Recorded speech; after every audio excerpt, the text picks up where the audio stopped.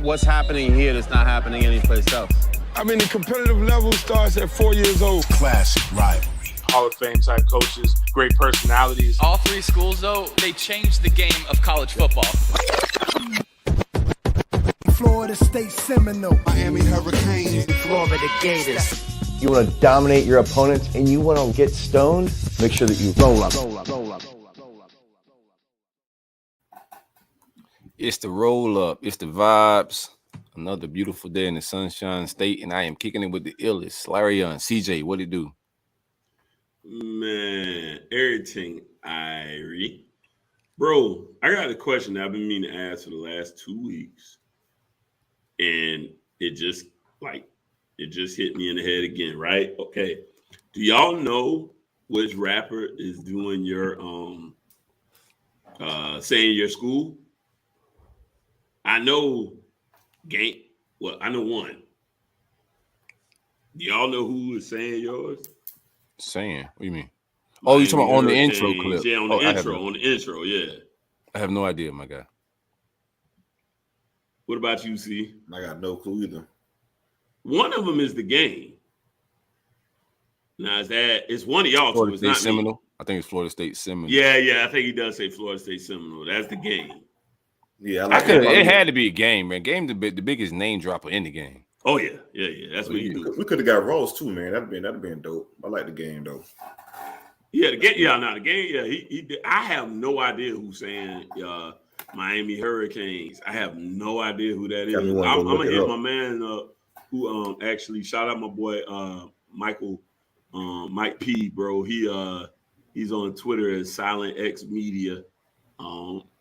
Shoot him a follow. He's the one who actually does our intro. I have no idea who does the Miami Hurricanes part or the Florida Gators part. I only know the Florida State Seminoles. I was just curious, but yeah, I'm good, man. I've been meaning to ask that, and I keep forgetting because we do the intro. But yeah, everything's all right on my side, man. Yeah, that's a good question. How you doing, C? I'm gonna hit him up. I'll text him, man, and find out the actual answers.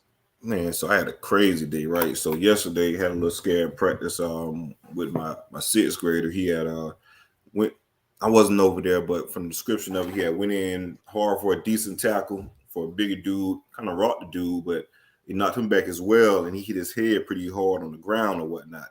So complaining about a headache and things like that. Shit, that's scary. Yeah, right. Yeah, real scary. Now you got set him out for the rest of practice, man. For real, I told you that's been my biggest gripe with playing at a certain age, right? Right. Just to, especially at that young of age. So, but again, gave him some Tylenol, all that type of stuff. Woke up this morning, he was still complaining a little bit, so took him to the doctor for some further tests.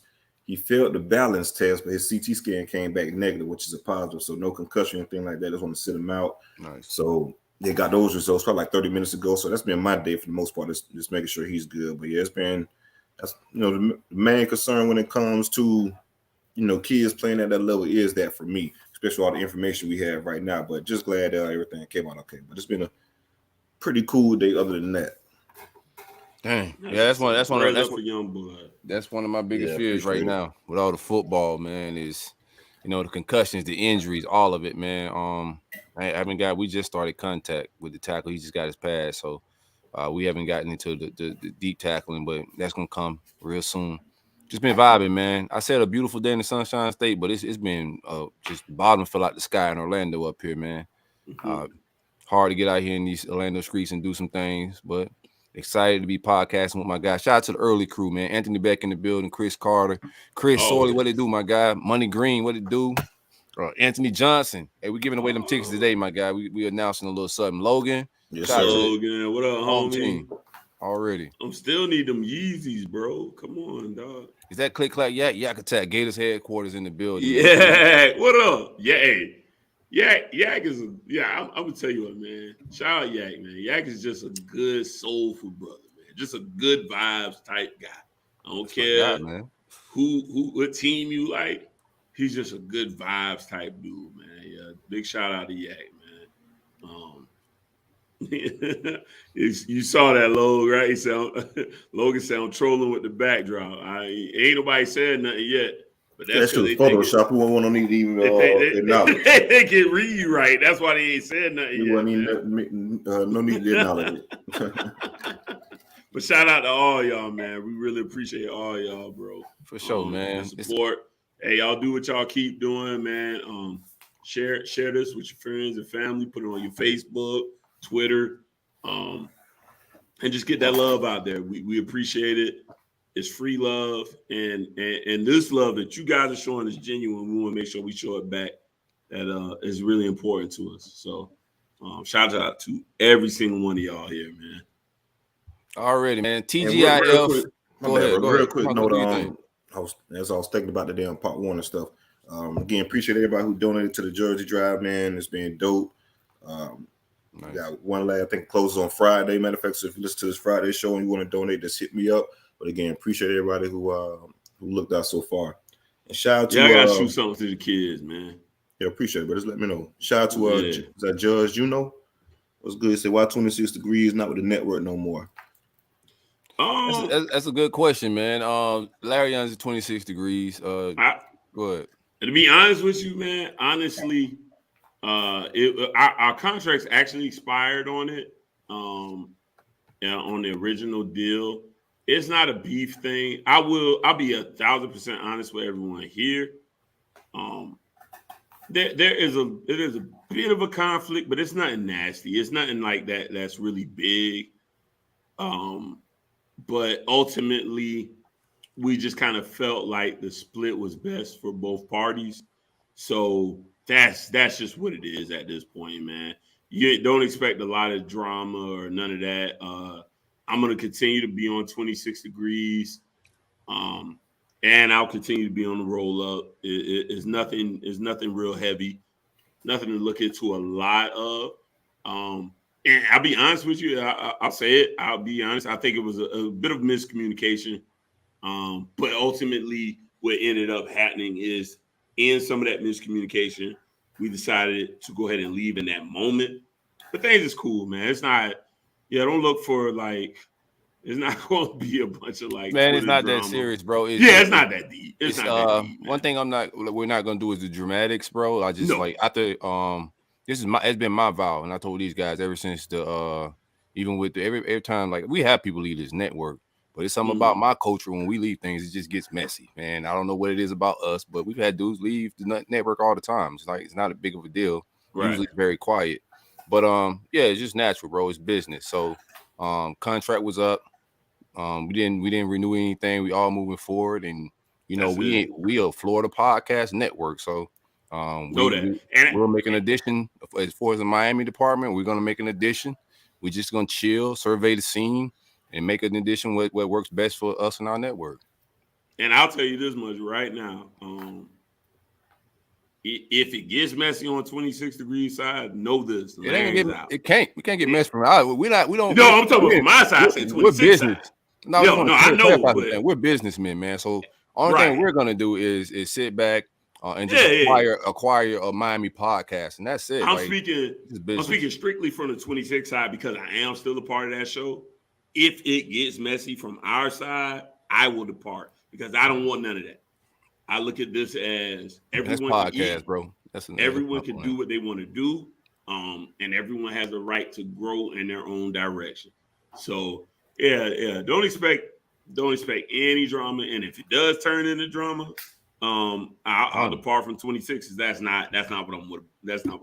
Can't get no drama if it takes two people to argue. It takes two to tangle. It takes two people to argue, so it won't be no drama because the Roll Up Network about that content and that work. And all we're gonna do is give people that content and that work. Shout out to Money Green. If you didn't catch any of these panels, the Florida State panel was gas. I did a Gator panel last night. It was gas. We're gonna keep giving y'all 3 shows a week, Kush House live interviews, tailgate content. We're gonna keep giving you that work and none of the shenanigans because that's what we about. We here to do content, man. This is not a soap opera. 3 shows a week. It'll be 3, but it won't be we're talking. I mean, we got it. The offseason. We got 2 for sure. Yeah, 2 for sure. Yeah. We may not do one. I think I'm gonna do a Friday preview show myself anyway, like college football preview show type thing. If we don't do 3, there's some different stuff that we could do, but content, man, that's what we about. That work, man. NIL content. CJ gonna be out there at Florida State giving y'all some work, man, with actual football players on the team in the NIL format. We're gonna do the same with Gators in Miami. We're gonna do some additions in the Miami department, get some NIL popping down there too. We about that work, and that's what you're gonna get from us. None of the dramatics, a whole lot of work. Shout out to Fragrance Journey. That's a fact. Oh, smash that like button. There it is. Yeah, smash that like, man. Smash that like, man. And tell a friend and tell a friend, man. Yeah, cost you nothing. Zero. Already. Nada. You chilling anyways. You might as well. Let's talk about that tailgate, man. Speaking of, we were talking about content. We're gonna pretty much cover the whole road trip. We all linking up in Tallahassee, and we can drive over to New Orleans to the Florida State LSU game. We got a tailgate set up, and if you haven't joined the Patreon yet, join the Patreon at the $15 level. That gets you access to everything we got going content-wise, our Discord, Patreon, early access to the content, and also all of our events. We got a whole where's the tailgate schedule? It's in the phone, and I texted it to y'all. We got a whole tailgate schedule. You want to give it to him now? Yeah, we might as well give it to him now. I was gonna give it to him later on the docket, but we might as well give it to him now. You got it, CJ? Yeah, so we got the FSU LSU game in New Orleans locked up. We got Florida and Tennessee. September the 17th. So yeah, you go. September the 17th locked up. FSU and Clemson, October the 15th. We got that locked up. I'm excited to go to Clemson. That one on the state. I hope it's a night game. No, it's home. It's home. Oh, that's at Florida State. That's at Clemson, right? Florida State. Oh yeah, they wrote it wrong. All right. Oh, so yeah, we're not going to Clemson this year. Yeah. Georgia and Florida, the world's largest cocktail party in Jacksonville. I'm looking forward to that one. We got October the 29th. You never been to that one, huh? Nah, never. First time. Yeah. Oh, it'll be fun, man. You'll enjoy it. Oh yeah. Of course, we got FSU in Miami. That's going to be in Miami, November the 5th. Can't wait for that one. That's going to be a real good one. And of course, for the grand finale, baby, we got FSU Florida on Black Friday. I know a lot of people was complaining about their Friday night game. But y'all ruin people Christmas shopping. Yeah, fuck that, man. We're gonna come and tailgate with the fellas, baby. Black Friday overrated, man. Right, November 25th. Well, by the time the game kick off, yeah, for sure. Like, I'm sure it's gonna be a night. Yeah, it's a night game. Yeah, it's a night game. Yeah, so just imagine that tailgate. So that shit black. That shit black. FSU finesse. FSU done finesse. They win the 4 games, bro. UF got 3. And Miami got 1. But yeah, FSU finessing in the 4, man. They got it. Oh no, UF got. Yeah, UF got. Oh yeah, UF got 3. My bad. UF got 3. We still finesses. I think y'all just finesses because we all want to go to New Orleans. Yeah, that's a no-brainer, right? we got Florida State investors. Yeah. That's right. Hey, shout out to Reggie B, man. Reggie B. Shout out Dave. I forgot about that. Reggie B, a pint of my irk and jerk on me, fellas. UN fans sound like Ray J bragging about the Dolphin Stadium getting the Super Bowl. That is a weird brag. About that? That's a weird brag. Yeah, I don't know how the fuck you could brag about. Well, it's just what it is, right? If we got to take the slings, that shit has nothing to do with the University of Miami. We got to take the slings and arrows of being at someone else's. Nah, y'all got to get y'all shit up out of there before they have that shit. That's what y'all got to do. Right. Well, hey, man, this shit got to be out here about 12 o'clock, man. What you mean? For what? Maybe our playoff shit got 12 o'clock. Leave them locker rooms at. Y'all still got locker rooms. I think y'all got group showers over there. That boy, they ain't got no divides over there. Boy got to take prison showers. Hey man, just make sure whoever Tyreek Hill locker had that shit cleaned out the day before we get in there. It's all good. We got our own locker section, but they probably fight over who get Tyreek Hill locker. Yeah. Boy, I got it this week. Right. Hope you need some cleats. We got our own locker room section, but that's cute. Go ahead. I like it. Well, maybe one day they'll hold something at dope too. It can happen. Or the Swamp. They gonna hold something, man. Remember now, this is college they talking about. This ain't the Super Bowl. It's a college game. The playoffs, right? They still want to go to y'all's house. Name one college football national championship that been in the college football stadium. The Rose Bowl. That's not that's the Coliseum. That's not a college. I could give you that one. I could give you that. I mean, turnover locker. The turnover blocker is hilarious. That's hilarious. That's the name of the show. I like it.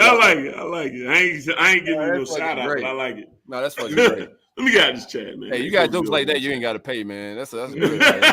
I'm mad I ain't say that shit, bro. I got to get on my shit.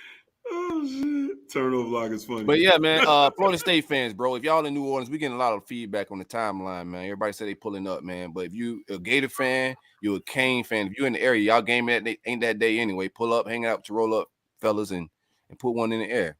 Yeah, man. A whole lot of Graham Co. Mississippi, Louisiana, they all pull up. I know FSU. All that shit right there. They sold their 30K allotment of the tickets. I know LSU, they're going to definitely sell out their allotment of the tickets. It's going to be a lot of energy in the city. So come to kick that spot. Sit. It's in the Mercedes dome, right? Mercedes dome, right? Yeah, ain't nowhere else to play around there. They ain't playing at Tulane or some shit. Yeah, maybe shit. Nah, well, no, 30 would be the whole stadium. Yeah, that's what I'm saying. Right. That'd be everybody. Yeah. I wonder what that sits, because I'm assuming, because that's always interesting to me. I got to go in the game. I was telling myself this to go ahead and finish your shit, but I'm definitely trying to get in that game now. You gonna go in? Yeah. How often I'm gonna get to the dome, bro? Like it's. I haven't been. Somebody got plugs on tickets, man. Hit us up, man. Let us know. Holla at us. I have not been into the dome yet. I've seen it. I went to when the Hornets were in Charlotte. I saw basketball games there, but yeah, I never been inside the dome either. So that is actually a good point. Yeah, I'm just curious what the actual capacity is there. Harlan, if you got a second, man, look that up real quick, because I'm wondering if like they did, because I'm not sure how they did it. I think it's around 70, if I'm not mistaken. Is it 30-30 and then 10 is just random? Is like is it something of that nature? Probably 10 or so that they put out to the public. And then a lot of people within those 30, they resell those tickets. Yeah, resell. 75K. Okay, so it's 75,000. Okay, that makes sense though. Yeah, because if you sell 30 to y'all, 30 to LSU, and then just leave 15 open, yeah, you know, then you got 45,000 LSU fans. Right. 30,000. 30,000 can help. 30,000. 30,000. They gonna hit 30,000. I promise you. They go 30,000. I believe that. I know how to know those do. Yeah, already. Well, pull up, man. If you're in the area, like I still say, it's gonna be a real good event. We got some former players pull up. It's gonna be cool, man. So come hang out. Hey, if Lonnie show up, he can't be doing flips off of shit, man. Unless we got CTE paramedics on standby. Yeah, we gotta have the ambulance right on deck. Who brings this great event to the people, man?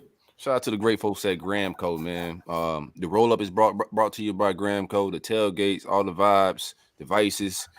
Be sure to visit thegrahamco.com. Use coupon code rollup25 for 25% off of all Delta 8 THC products. Damn, that was beating my ass. We have gummies coming in 3 flavors: watermelon, fruit punch, and blue raspberry. The hard candy is the people's favorite. Sort of like a Jolly Rancher. It comes in the flavor of tropical orange. We have wake and bake coffee, pre-rolls with keefed all up. Cops can't harass you. Unhand me pre-rolls, what we call them. You know what I'm saying? And the powder. I was just telling these boys pre-show, I put some of that powder in my orange juice yesterday morning, and I promise you, I was nervous when the panel was about to kick off. I said, man, I hope this shit wear off, boy, because if not, I might be floating through that episode in a whole nother planet. But it wore off right around before the show. But 2 scoops was way too much. Start off about a half a scoop because my tolerance is pretty high. But overall, great product. All of this is federally legal to your mailbox.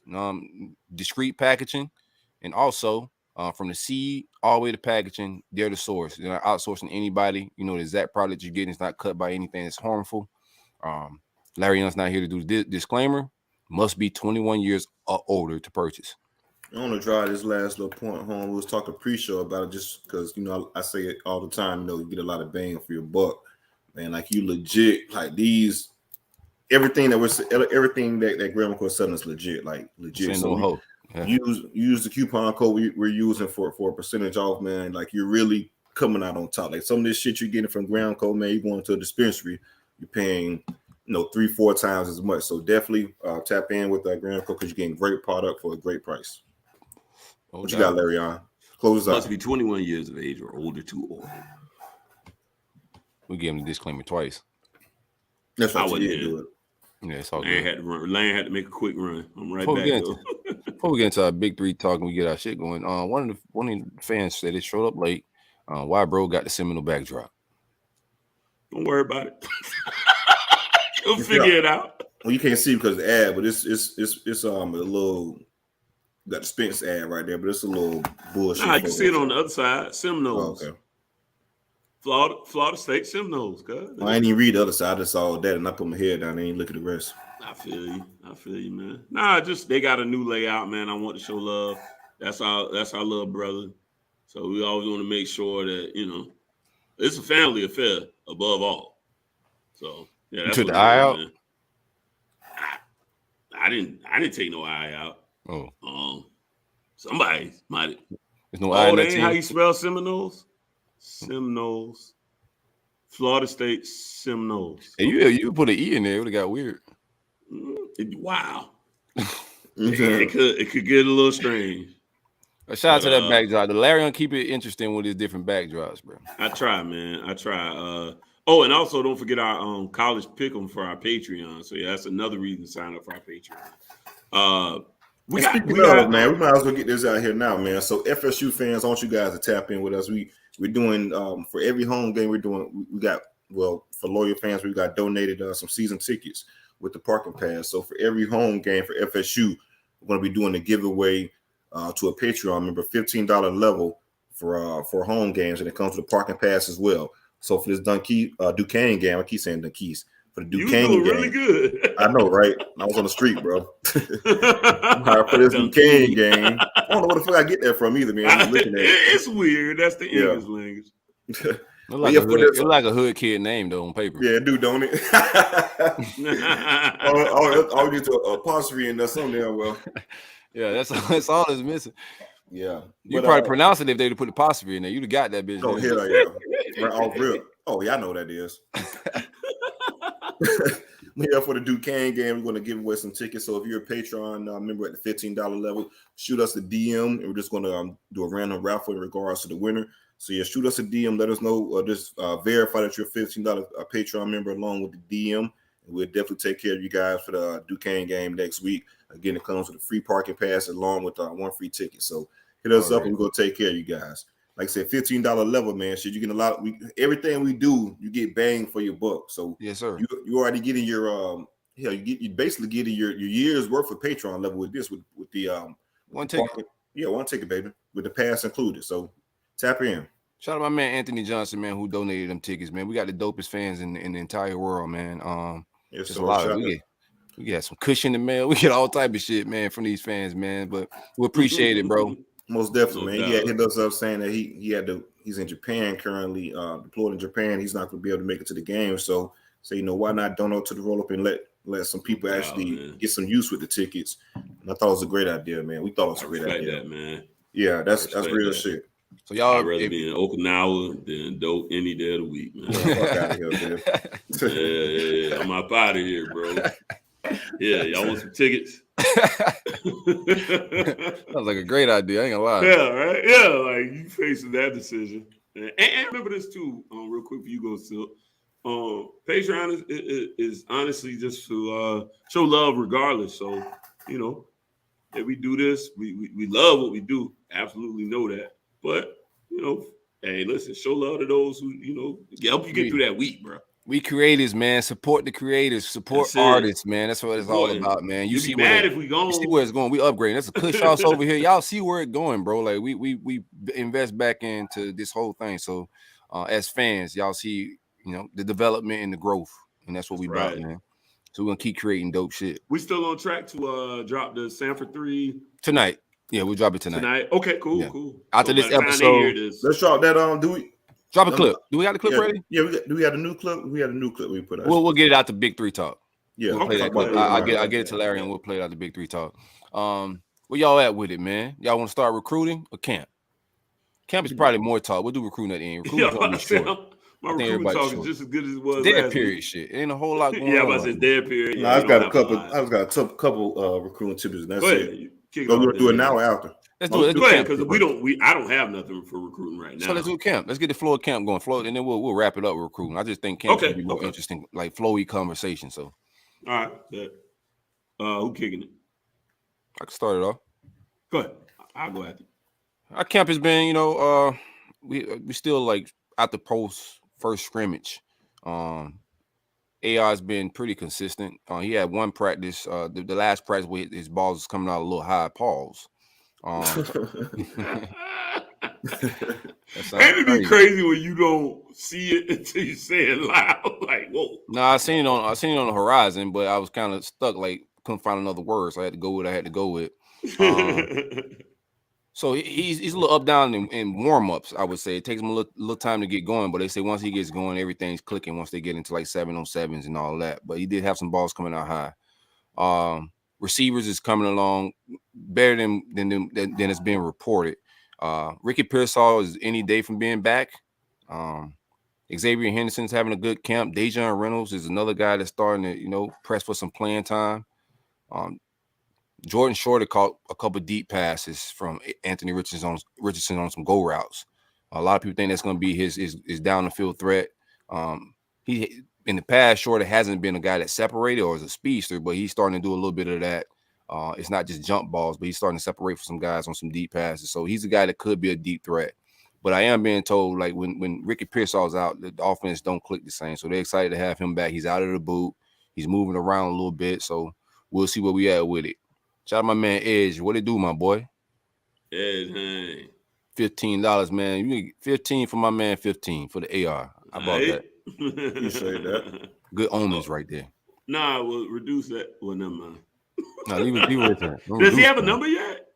Has he changed it yet? Take the what and leave the what? has he come up with a new number yet? Is he waiting? No, he's keeping the same number. He's keeping the same. He just dropped the moniker AR 15. Oh, okay. Right. He just not. Yeah, he don't want to be caught with the gun no more. A lot of violence and whatnot these days.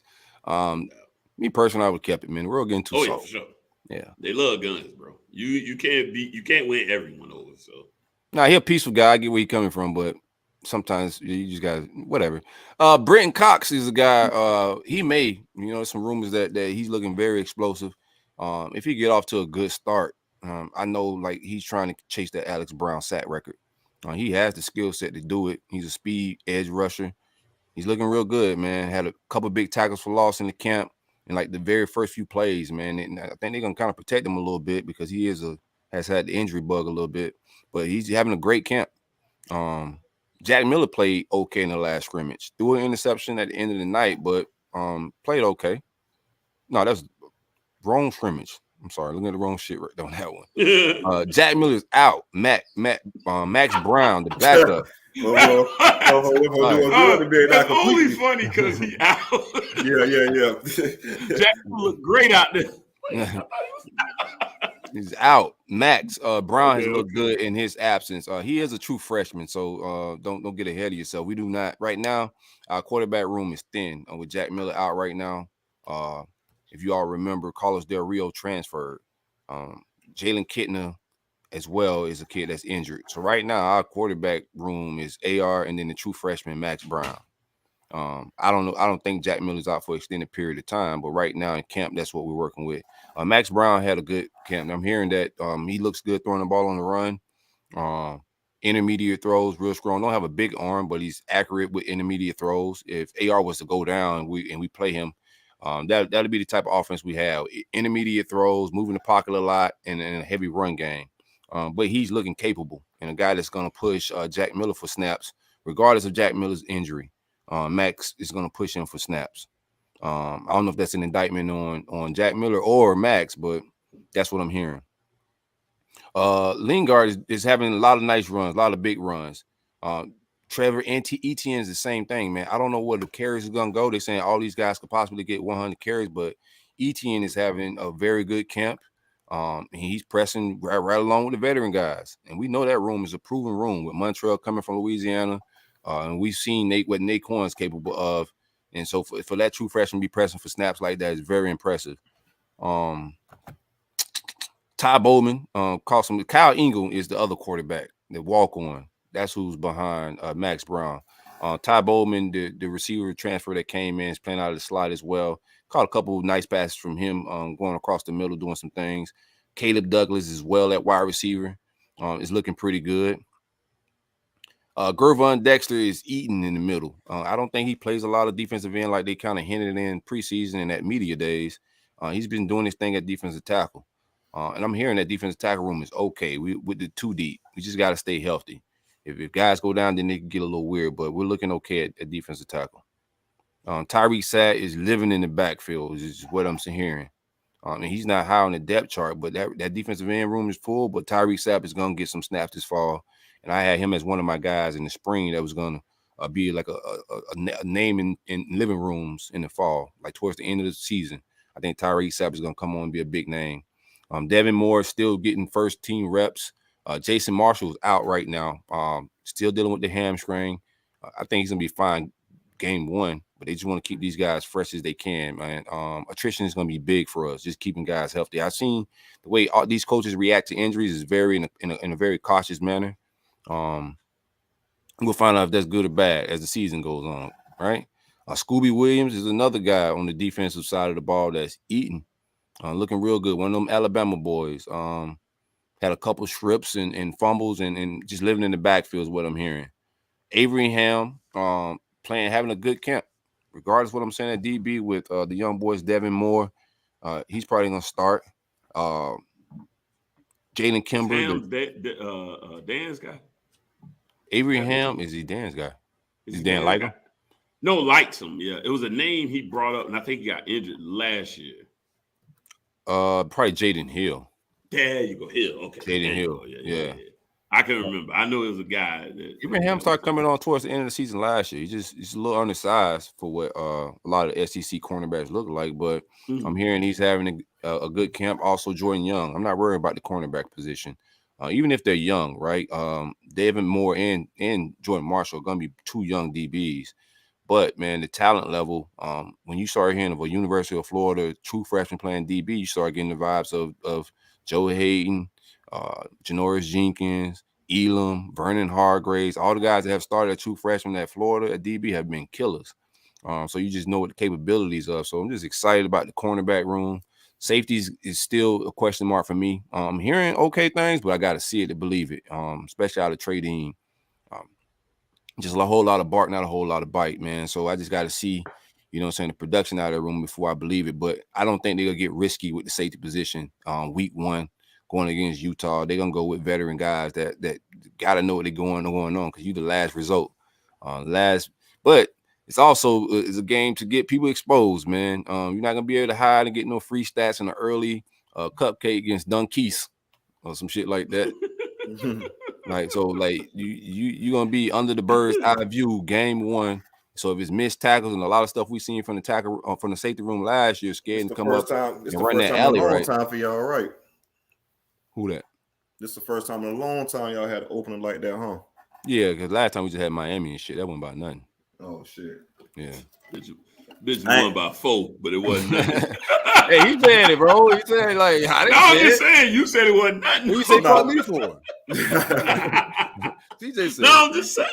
No, because I know Florida usually don't open up. And I forgot y'all did open up with Miami a couple years ago. So it's eat the way by 4. Yeah, I forgot about that. That's my bad. Yeah, I don't think we see. I'm hearing good things from Kamari Wilson at safety, and also what's my man's name? My nickel. Cause she's big. Don't ask me. Johnson. I'm forgetting. Start caring about y'all this year. Whatever. I'm forgetting his name right now. Somebody gonna put it in the chat right now. But I'm hearing good things from my secondary. I just got to see the safety room really show me something. Linebacker, Ventrell Miller is doing what he got to do. 6-year guy, leading that room. Whole lot of leadership back on that side of the ball. He's the general. You got the young boy Shamar playing beside him right now while Bernie out. Bernie is nursing whatever injury he has, and there's a lot of opportunity for the young boy in behind. I mean, Shamar just jumped two guys, Derek Wingo and DeJuan Black on the depth chart. So as a true linebacker, another guy out of Alabama. The Alabama boys is coming and contributing. Trevez Johnson. There you go. I knew it was something Johnson. Trevante or what it was, man.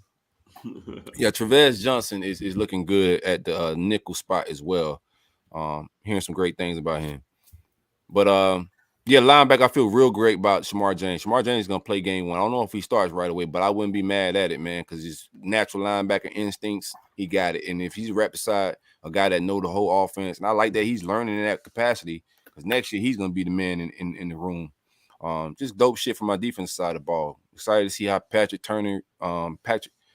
used those walk down creepers and how he blitz and just the scheme. And these are analytic guys, so I want to see how they work and how they attack different offenses. Last year we played a lot of passive defense, cornerbacks. In Florida, we jam. That's what the fuck we do around here.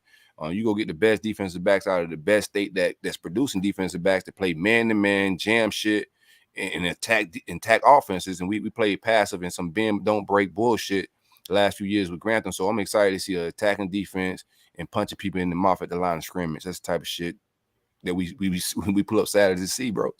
Offense. Offense is definitely behind the defense. I'm hearing that the defense just kind of know they plays at this point and shit. You know, you get to that point in camp, CJ, where like, motherfucker, we've been seeing this shit about three, 4 times, man. So they starting to know the plays, anticipate a lot of things. So that's where we at with it. Defense still ahead of the offense, but and the that offense was is not bad. That was like y'all first scrimmage or whatever, right? Right. Yeah. So I think we on scrimmage 2. I think we've done 2 scrimmages. Oh, okay. No, just I guess that point in time in camp, you expect the defense to be ahead though. So I feel on that. It's okay if the defense is ahead as long as the offense, I think, is clicking and moving and changing. You start hearing shit like that, they can't move the chains and they having issues with that type of stuff. I've had camps like that, and that's when because last year camp was like that when they said Emory was in, and that's when I started changing my tune on the show because they were saying, bro, it's getting difficult for them to move the chains in practice. And I knew our defense wasn't elite. So I was like, man, if he can't move the chains on this defense, we might have some damn problems. And then I started hearing AR was able to move the chains, even if it was with his feet or just breaking the pocket and doing some things. So the word was out in the streets that the young boy was better. But I'm hearing that moving the chains is not an issue. Running the ball, a lot of explosive runs. The offense looks a lot like Nick Marshall's Auburn offense. Whole lot of that, whole lot of trickery, play action, RPO shit. But it ain't Nick Marshall. Right. It ain't Nick Marshall. I'll put my that's money a safety. right That's a DB and a safety's nightmare in the fourth quarter, bro. And that's what this offense is built for, to lay on people. It's a running ass offense. They say we may go 60-40, but that shit meant to lay on your ass. And in the fourth quarter, nobody ain't gonna want to tackle on 240-pound quarterback. What's up? I get it. I dig it. That's all I got. But I've always been a run guy. People go, "Oh, the game changed." They're like, well, certain parts don't really change. Like controlling the ball. If you can run well, doesn't matter what the other team's doing as long as but you got to make it count. Can't just run the ball and then not get points. That's the key. Like you got to run the ball and then punch it in. I don't just want to run the ball with no cloud of dust ass runs. I want explosive runs. And that's different. Well, remember we talked about that 4 yards in the cloud of dust run shit. Nah, that ain't what I want. No. I mean, remember when we talked about this before? Because I'm a Niners fan. We're very explosive, and a lot of it's through the run game. Right. Same thing for the Ravens. I know CJ's a Ravens fan. They're very explosive through the run game, so everything doesn't necessarily have to go through the air. Right. It's just the key is control, but you got to get the points. You don't want to get all the way down there to the red zone. Now we don't get. You got to be effective and score. Yeah, you got to make sure that control also equals points on the. It's easy to run the ball in the red zone. That's why a lot of time running teams can't score well in the red zone because it's easier to run in the red zone than pass. And once that field get condensed, it's hard to throw in that shit. Right. Yeah, because the windows are tighter. Right. You don't have as much leeway to go there. You good? Yeah, I'm out of camp, man. All right, cool. Unless I remember something. That's fine. That's how that go, right? Right. So I'll take you on over to Coral Gables out the Green Tree. It's 12th scrimmage under the belt now. 12th scrimmage. Boy, that boy hooping. 12th practice. I'm sorry. 12th practice. Damn. Mario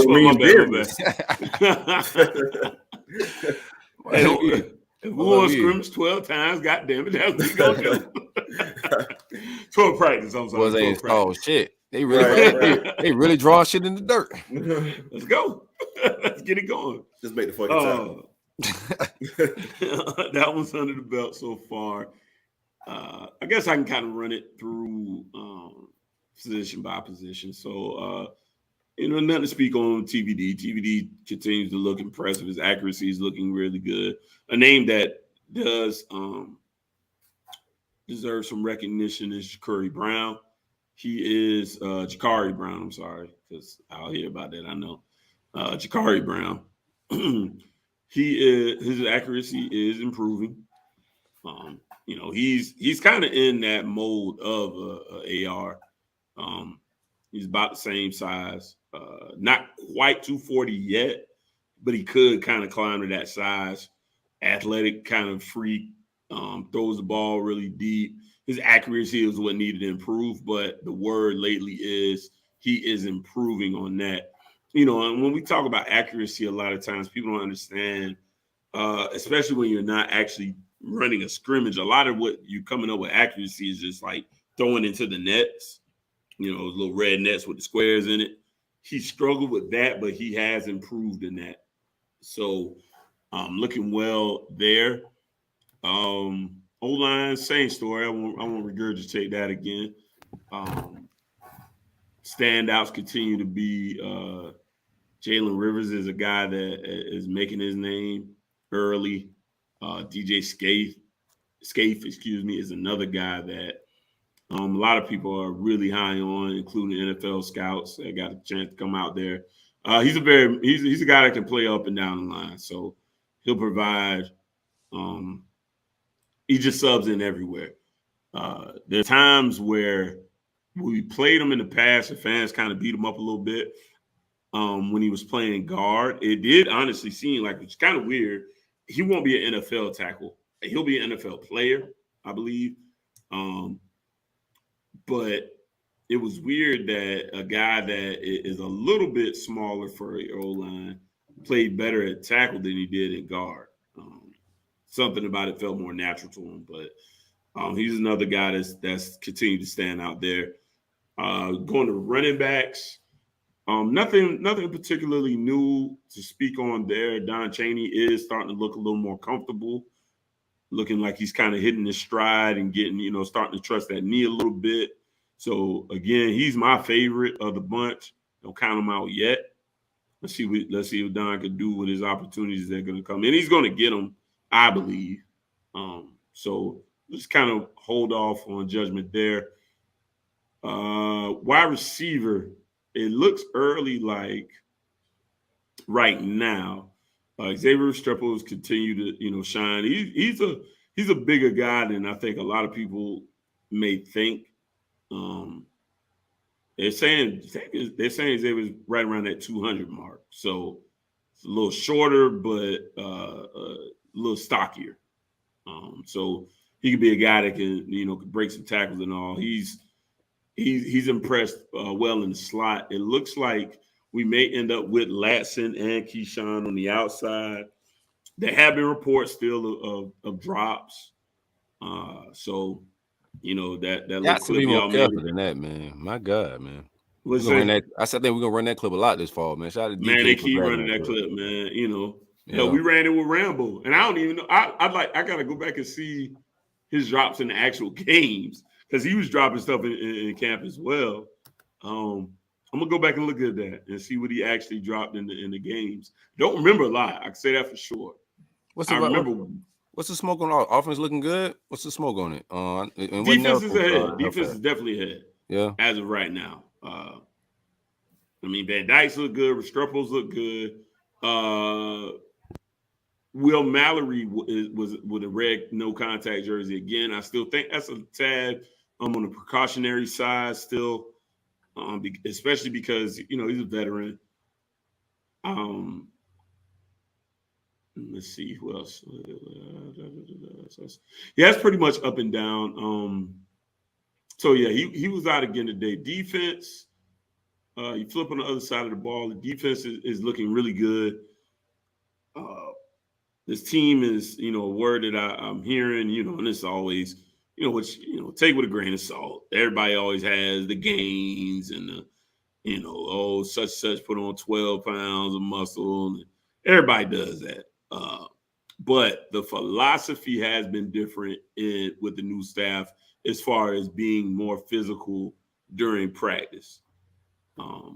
So getting into more tackling, we did under Manny. There was a lot of just tag football, two-hand touch.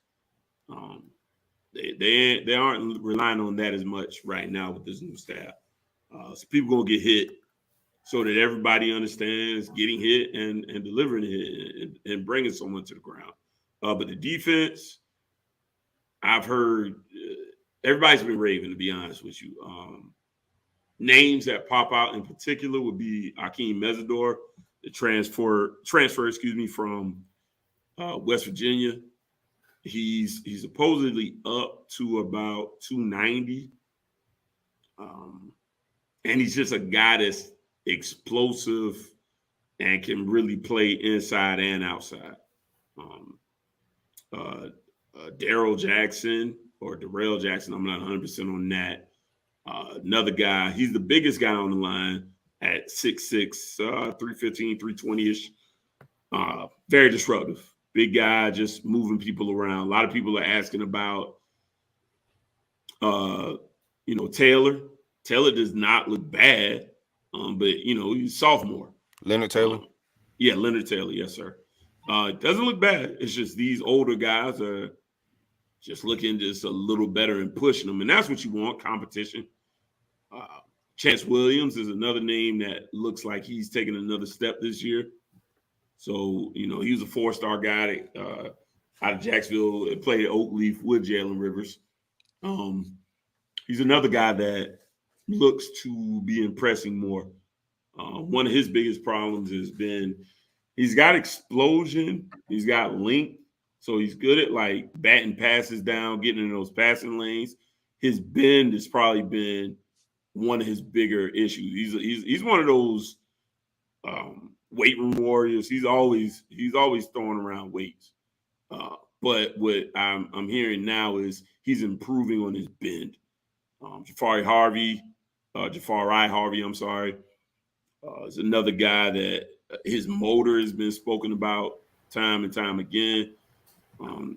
I believe there was speak of him chasing down a back on like a 40 or 50 yard run. Just effort, getting after it, running down the play, and just never giving up on it.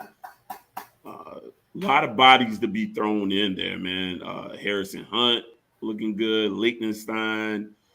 I really believe up front we'll be able to have a couple of waves of defensive linemen. When you look at the next level, that linebacker, it's getting better there. Flag is playing well. Steed is playing well, and Caleb Johnson is kind of elevating his game by all reports to. He'll probably be elevated eventually to a starter there at linebacker. When you look at the D line, I don't think you'll have necessarily a quote unquote starters. I just think you'll see a lot of bodies up front, a lot of repetitions. I think you'll see a lot of guys get like 30 reps, and they'll just continue to continue to rotate those bodies in and out. Linebacker, I do believe, will be helped by both the secondary and the D line.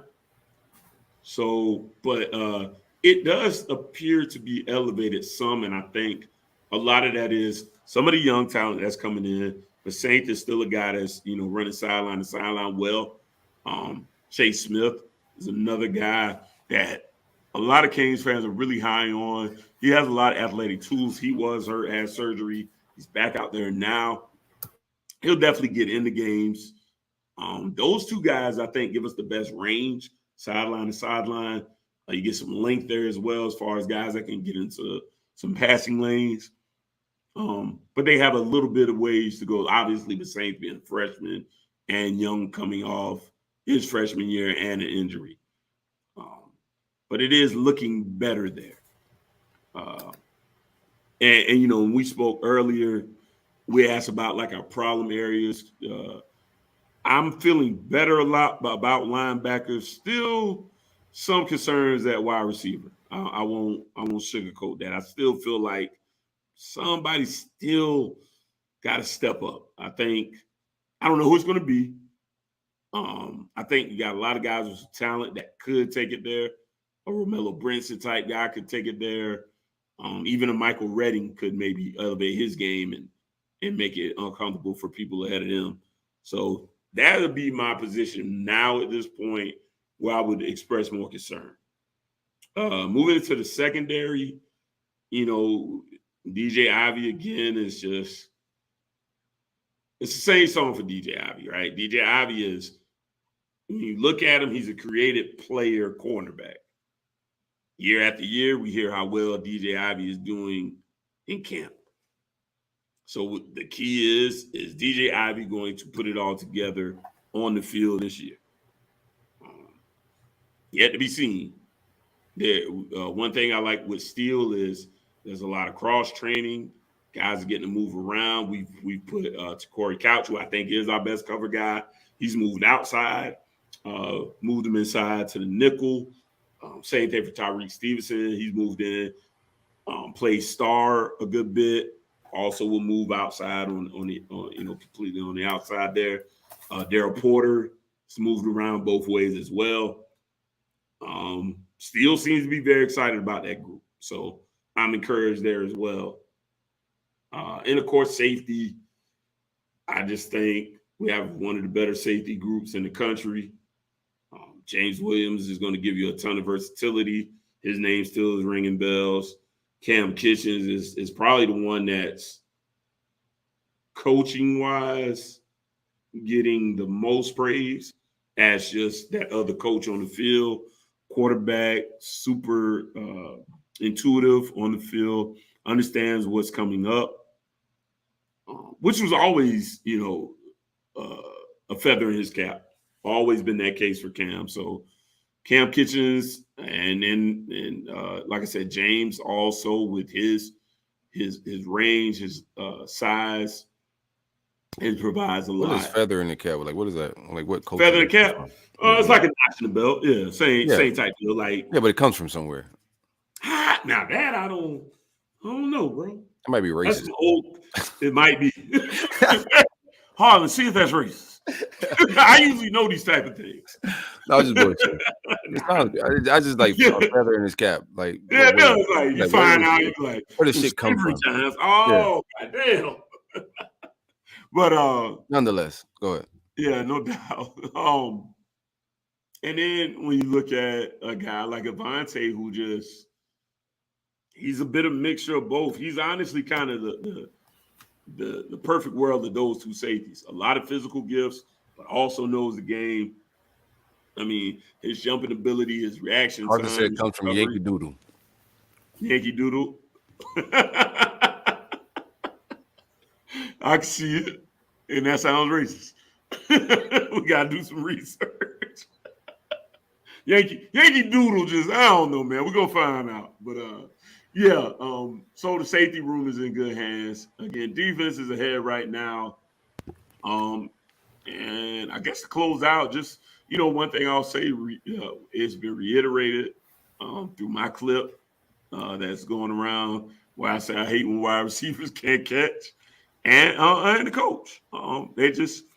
There's high demand from Gaddis, from Cristobal, saying still a work in progress. We need guys to catch. I like it. I like it. Okay. Let's see. The term "a feather in your cap" is an English idiomatic phrase believed to have derived from the general custom in some cultures of a warrior adding a new feather to their headgear for every enemy slain, or in other cases from the custom of establishing the success of a hunter as being the first to bag a game bird. All right. So thank you, Harlan. Way to produce, bro. Yeah, you got to ask the good questions, man. He just know about feathers because they wear head gear. They wear the. He know that shit. He Googled it like anybody. No, I'm just saying he thought it had something to do with the nose because they got the feathers on theirs. But that's all I got right now for Coral Gables, man. The games will be played soon. We ain't got to talk no more camp. Fellas, it's on me, then. You gotta get these last lives off. We talking about you ready to get up out the game, get played, the shit get weird. So you get these last lives. I got BC first, so I get the. Yeah, motherfucker. Yeah, like I said, get these slides off right now on the show. So that we want to get. You know what it is when that orange and green pull up, baby. It don't matter. Y'all see orange and green and get the. No, we see orange and green. We get like a stripper. We see orange and green. We see free pussy. Yeah. Oh man. It's not a family show. Must be a mirror up. Yeah, it's not my bad. It's not a family show. Must be 21 years old and listen. Yeah. That's why my mama don't listen this long. Yeah, I'm sorry. She said, "Hey, how y'all doing? Love my son. All right, I know what y'all about to do." Yeah, the intro probably the only safe place we got, man. But let me get into it, man. My bad. Go ahead. So, we're winding down camp and getting into the season and getting to, game prep and stuff like that. Odell Haggins has spoke on defensive tackle Jordan Farmar. Thought it was a pretty interesting comment. I'm saying in the springtime, he was looking good he was looking a lot in the backfield. The kid has been playing well technique-wise. He's got a lot of ability. He's strong. He's fast. He's bigger, a little over 300 pounds. But the thing about it is his technique has gotten a lot better. He's understanding the defense and doing the little things right. That's when the big things are happening in games, and that's when you can that's when you can make plays by doing your job. So being kind of echoing the things I've been hearing about Joshua Farmar making a lot of waves in camp. Of course, he's not going to start or whatever. That's big. Coop and Fabian love it. But I do think he would be, definitely entrenched within the two-man rotation with him and Jerry Jacks within the defensive tackle room. So I think that'll round out a really good rotation of defensive tackles. Azare Thomas, he was just named to the 247. I don't really like mentioning this type of stuff, especially by kids who haven't played the game. But this is someone who's just been making plays since day one, since he got on campus as a spring ball. But he was named. Man, if I had him and Devin Moore, y'all would have been cooking, man. But y'all laid it down. Who's the one y'all gave that last nickname to? I said don't get no nicknames out. Oh man, he never played for y'all either. Big Country? No, not Big Country. The circus or the highlight, something about Abusement Park. Yeah, abusement. That was nuts. Abusement Park. That's crazy. Go ahead, though. I could not remember. His highlight tape was titled "Abusement Park." Hey, it be like that. He was abusing bitches, no lie, Dan. Shit stuck, and he ain't abused somebody at FSU. I know that for sure. On record, at least. Yeah, on record. He might have earned a nickname, honestly. Azare Thomas, again, he was named to the 247 True Freshman All-American team. Shout out to him for that. And to follow it up, he had a couple pass breakups in practice, real nice plays on his part. So he's just been real consistent with the good play. There's been some smoke on Darius Washington that he went down in practice. I'm not 100% sure on that.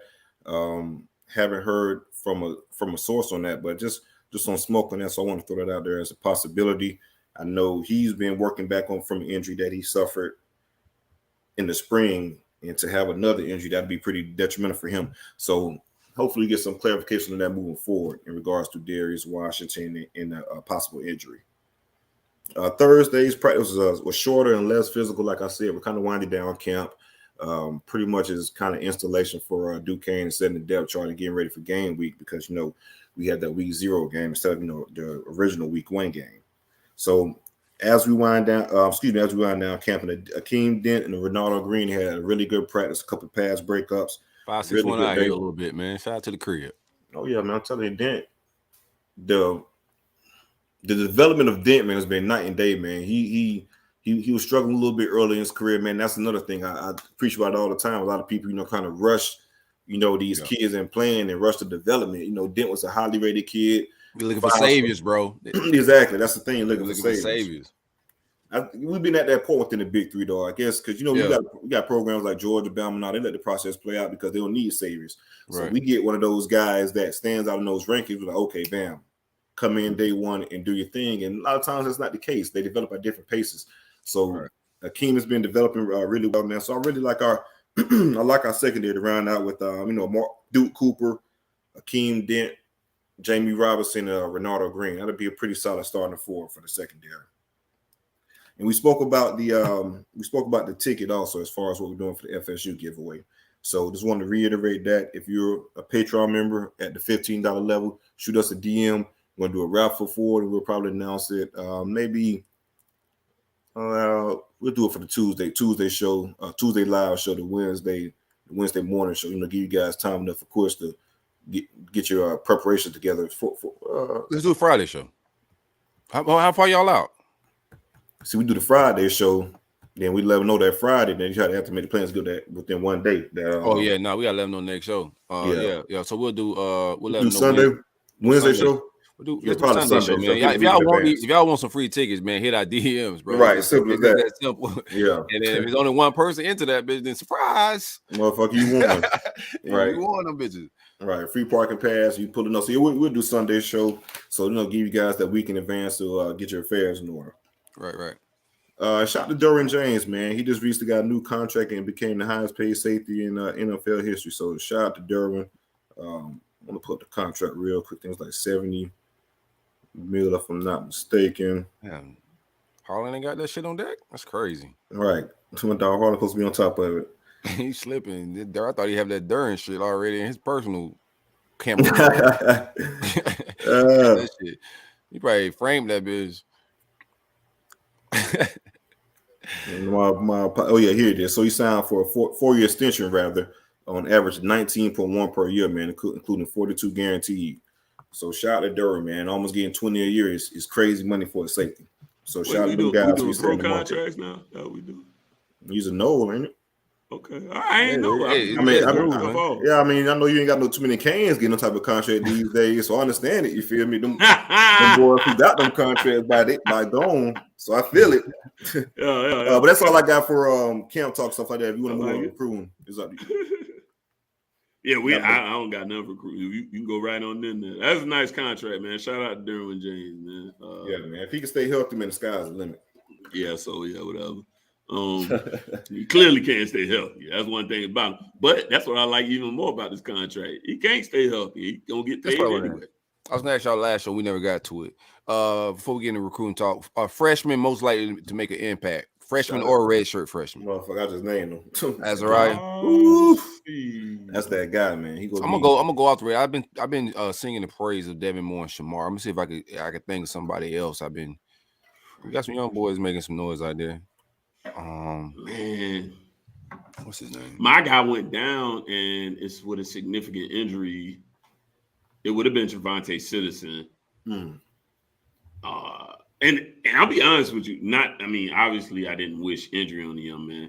It's probably a blessing in disguise because I'm really worried about trying to keep that never a blessing. Together. You never know how they're gonna recover, so it's never a blessing. Right? No. When I say that, just because he was basically coming in, he's bigger than damn near everybody except that. He's fast, so it's gonna be hard to keep him off the field. So it's like, okay, well now that kind of clears that up if he's hurt for a stretch. Clear that up. Just play the best player. What are you talking about? You sound like Dan Mullen. I think we got Mullen over here. We're gonna have a problem. No. When I say that, if he's too good, ain't no such thing. Play the best guy. No, I just mean I think that's a really talented room, period. And I like ultimately, like if I bring a freshman in, I don't want him playing, right? I want to stash him for at least a year, and then he can come in and take over the next spot. Well, who you got though? Do you have someone? Freshman, maybe. Off the cuff, I'll tell you what. I think Skinner could actually etch out a pretty decent role for himself. Jaleel Skinner. I know you're looking like that because AJ wasn't throwing the football, but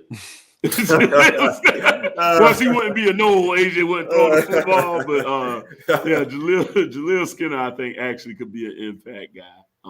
Because I'm worried again when we get back to injuries. I'm worried about Will Allen last year. Say again. He damn sure no impact last year. No, I agree. He had a hate at quarterback. So, no, I honestly, back to injury, I worry about Mallory staying healthy. That's been a big thing of his. The coaches are high on Mallory, but I am not confident in his ability to stay healthy. So, I think Skinner could definitely etch out a role that may be, I ain't talking nothing crazy, but I think he may be able to, depending on injuries, I think he might be able to. What does it look like? To get 400, 500 yards. It wouldn't be crazy. Yards, bro. That's a lot, but I'm worried about if we can keep Mallory on the field. Okay, gotcha. So that's kind of where I'm. He's weighing. How's he? He is up some now. I think he's around. I think he said he's around 235, somewhere in that neighborhood. So he's gained some weight. I mean, he definitely got to continue to add weight. But I think what we would do is put him in some slot situations, try to get some mismatches there. So gotcha. Yeah, Citizen was my shoe-in guy. Other than that, I really haven't heard about a lot of other freshmen. Just, hey, you can't keep this guy off the field. So, no doubt. I'm gonna go. Hey, real quick, man. Everybody on here, pound that like button. That shit free, man. Just hit the thumbs button, like it, share it, text your people. You know what I'm saying? Share this link, subscribe, all of that, man. It's the roll up, it's the vibes. I'm gonna go with freshman Miguel Mitchell. On his 247 profile, he came in a 3-star, but on his 247 profile, it says he's about 6'1", 205. I'm hearing we got on campus. The kid probably is close to 6'2.5", 6'3". Like 210, big kid. I'm hearing he's doing pretty good and making some plays back in the secondary. So it ain't just Kamari Wilson. Right. Big guy. So just hearing some good shit about Miguel. We'll see Miguel Mitchell. That's a guy. I know I said Shamar James and also Devin Moore, but Kamari Wilson, and then I'm saying Miguel Mitchell is a sleeper. What's up? And shout out to the chat, man. Appreciate y'all. That was a good name. I did forget. Najee, yeah. Shout out Team G1 and Ocala Kane. Yeah, Najee is a guy. Shout out to the Miami fans hanging out, man. Appreciate it. Yeah, Najee is another guy I forgot about. The thing with Najee, though, I think the praise we're getting on the D line and how I think they're planning on being really versatile with some of the lineups. I wonder how much reps he'll get. But he definitely is getting a lot of praise, and he could be one of those guys. They say he's a guy with a very sturdy lower half. Come on, man. He's trying to. No, I'm trying to crit walk it. You're trying to crit walk around it, man. Don't say it, man. The man got some thick legs. Thick. Say thick. That was a wild conversation last show. It really was. That was nuts. Yeah, I say he still needs to add a little bit of upper body, but his natural bend has been something that they've been praising. Praising his natural bend. Yeah, they wow. All right, Najee Kelly could be another guy. That's it. I'm done talking about him, but he could be another guy. Yeah, I appreciate that. That is on the name. So you what's Zion's progress looking like? He's on pace. He's out of the brace. He's out of the brace. He's walking around normal as of right now. I still think he'll go call Cookman and tell him we got some food at that chocolate. All right, okay. Go ahead, Coach, man. No, we got some food at that left tackle. Don't get them. One of the greatest stories I ever heard was we was getting ready to play fam, and my homeboy, his little brother was there. He's like, them boys hype. They said they gonna win this game. They was all amped up going to play us. He said, man, them boys came back to school beaten bad. Battered him and broke him. Just humbled as hell. But I promise you though, like when we first played y'all, we did talk about this story 1,000 times with former players stuff. We was the same damn way. Like once that shit happened, we had to be circled that whole summer. Yeah. And we came to play. We weren't like family. We actually came to play. And y'all did. I'm gonna give y'all let me tell you. I'll beat the fuck out of fam every time y'all link, boy. And it's so ironic that you on that team, right? Because I remember watching this game going, hey man, this was Bethune-Cookman now. No disrespect. Yeah. That's what everybody was saying. Like, I was afraid. I am not lying. I was like, oh.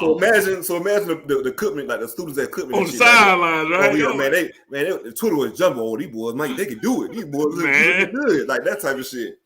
Hey, sweat just dripping all down. I'm like, man. You just look at that man's face, man, directly in the damn sun. I already had lines lined up, to be honest with you. I was like, well, they got a lot of guys that were D1 athletes that got kicked off the team.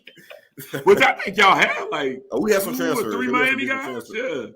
On that team, Because I think y'all had I remember a cornerback that got kicked. I think that was the next one.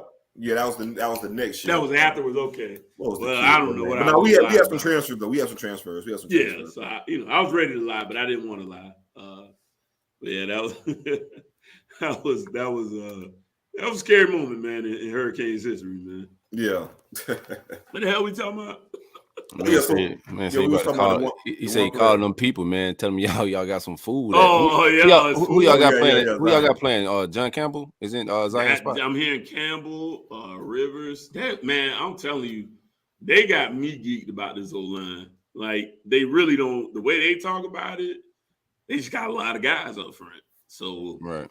That's why they talking about my shit too. So I'm ready to see it. Yeah, let's see it. Yeah. I'm on that page. Like, all right. I expect my guys to be good because that's what Hevesy was. How he recruited guys he had to develop in 3-4 years. Not all those guys are at their peak development age. So, it was his time for his line to really eat. He's gone now. So Stapleton and Sale come in and do their thing. But I'm hearing the same thing, man. Really good offensive line.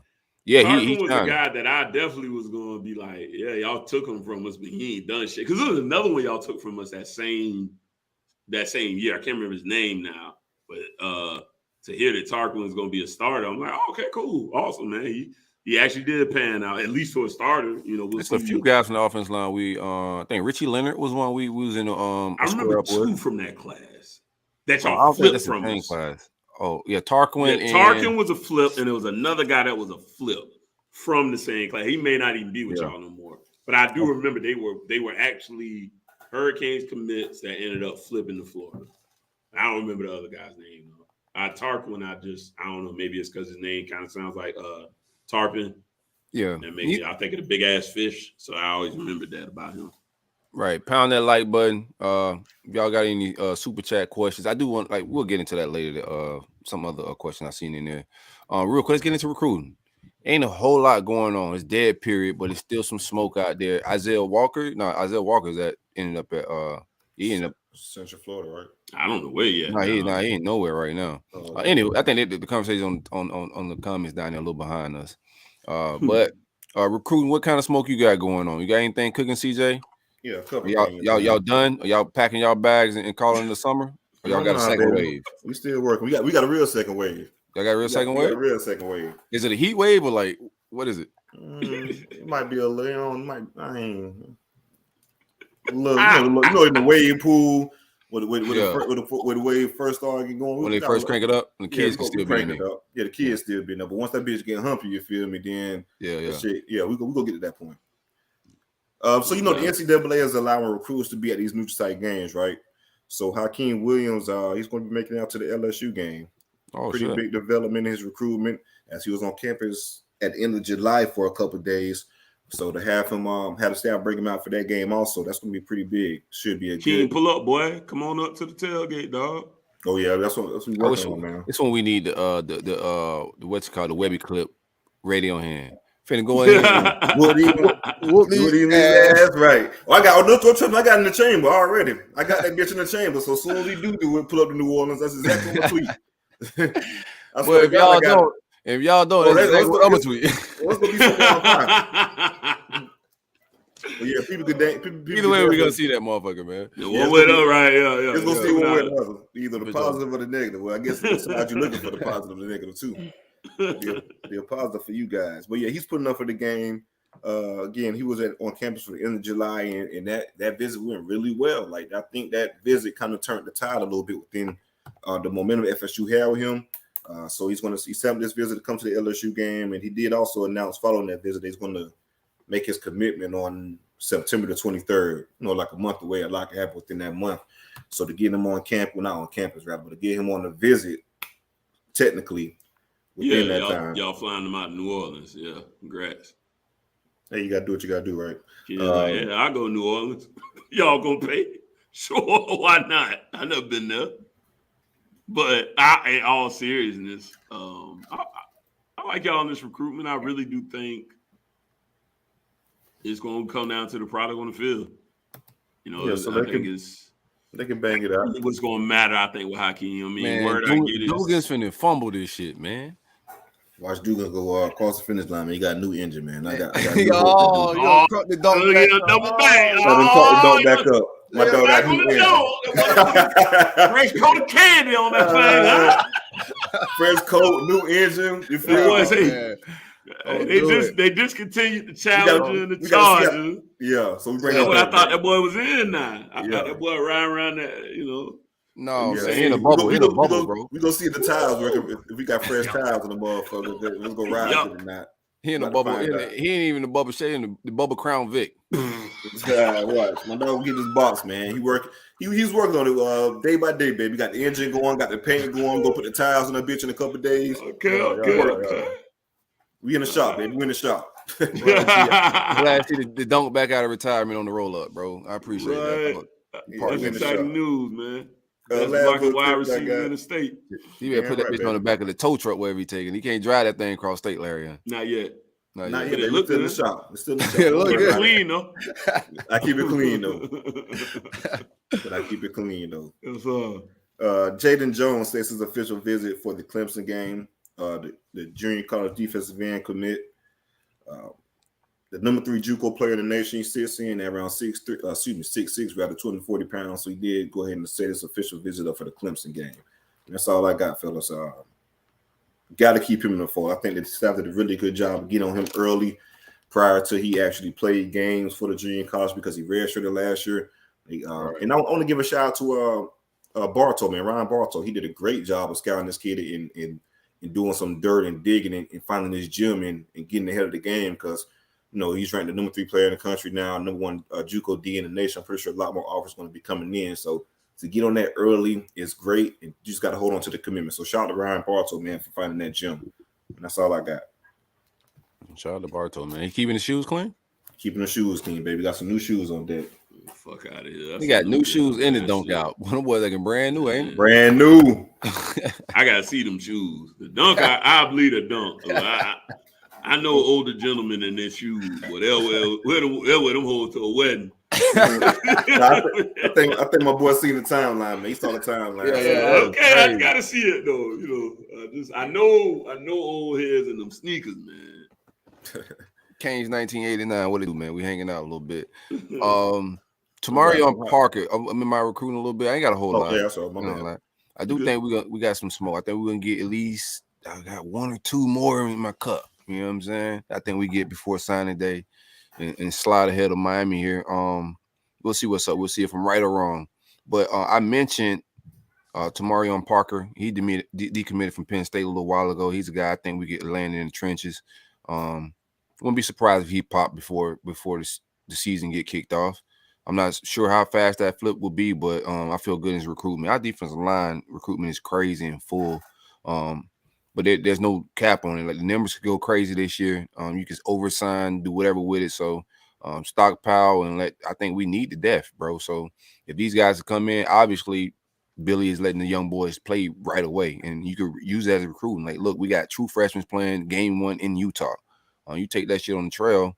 If these guys are capable of pulling up and playing right away, it'll weed out the old work. Guys that hit the portal and leave because they're gonna need opportunities if freshmen are passing them. And we spoke about my man Keon Keeley, defensive end out of Tampa. I mentioned him possibly decommitting. That next day he decommitted from Notre Dame. Bama's a big player in his recruitment. He's not deciding right now. Wilt Fong and all the Crystal Ball boys went to dropping Crystal Balls crazy to Alabama when it's dropped. But I think he makes his decision early signing day. You just got to stay in it.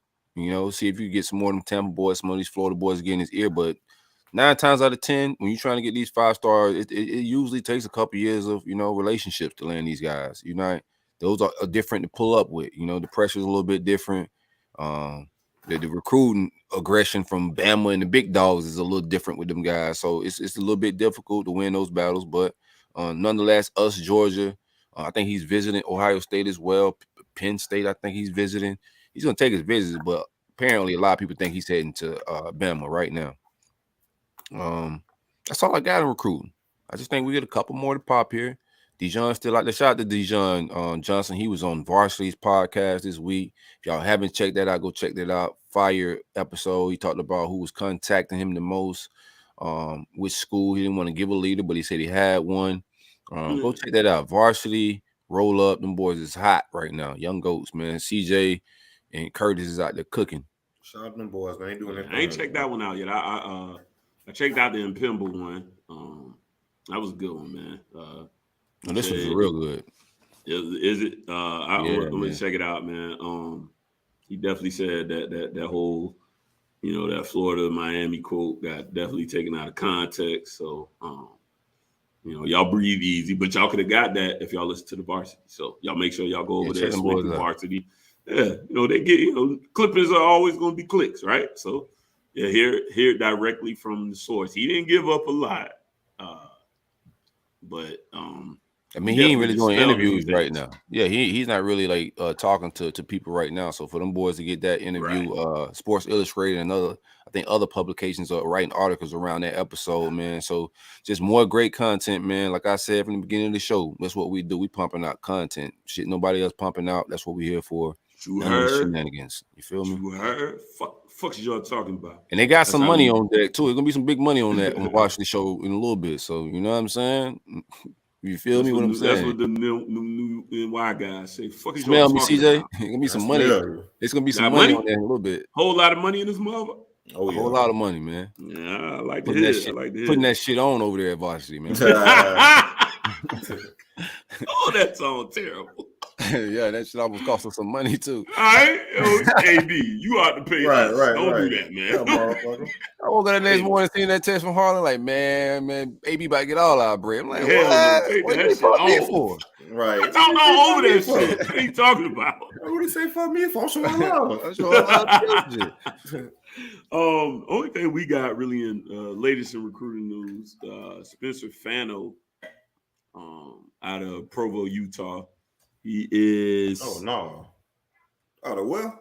No boys out there. Wait. Hold on, CJ. Hold on. This shit crazy. Out of well. Nah, I know, right? But what position? What position? I don't know, bro. What position would be good? I don't know. I don't know what position would be good out of fucking Utah, bro. No, not a damn soul. You show Utah. Utah got a nice amount of little polys out there. Recruit Sunshine, man. No, them boys they got a lot of polys out there. Sunshine off of so you remember they got a lot of y'all banking on boys West Coast, go to BYU and all, go to Brigham Young and all that.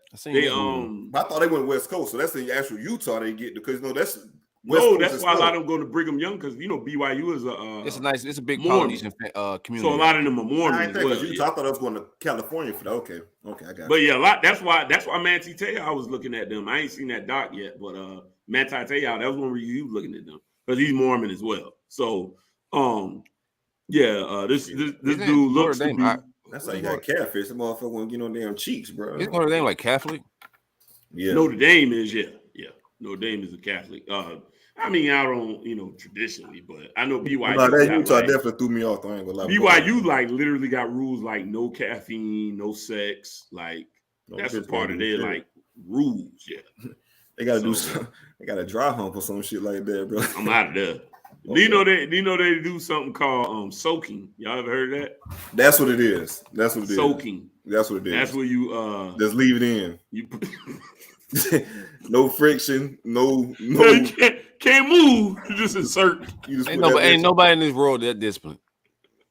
Well, it's gonna be some movement. I'm gonna wiggle my heels. And that's a whole lot of move, man. Oh God! Oh no! I just gotta go hell, fam. Yeah. Motherfuckers say they say they soaking, but you know. Right. Yeah. I'm stroking. Yeah, I'm stroking. You can soak. I'm a stroke. Yeah, you can soak. I'm a stroke. Anyway, let me get back to this guy, man. Yeah, man, get to Utah guy. This is not a family show. Must be 21 years of older to listen. He is a 4-star tackle. 6'5", 270 out of Provo, Utah. He is, according to 247 Composite, he is number 134 nationally, 14th offensive tackle, and the number 2 player in Utah.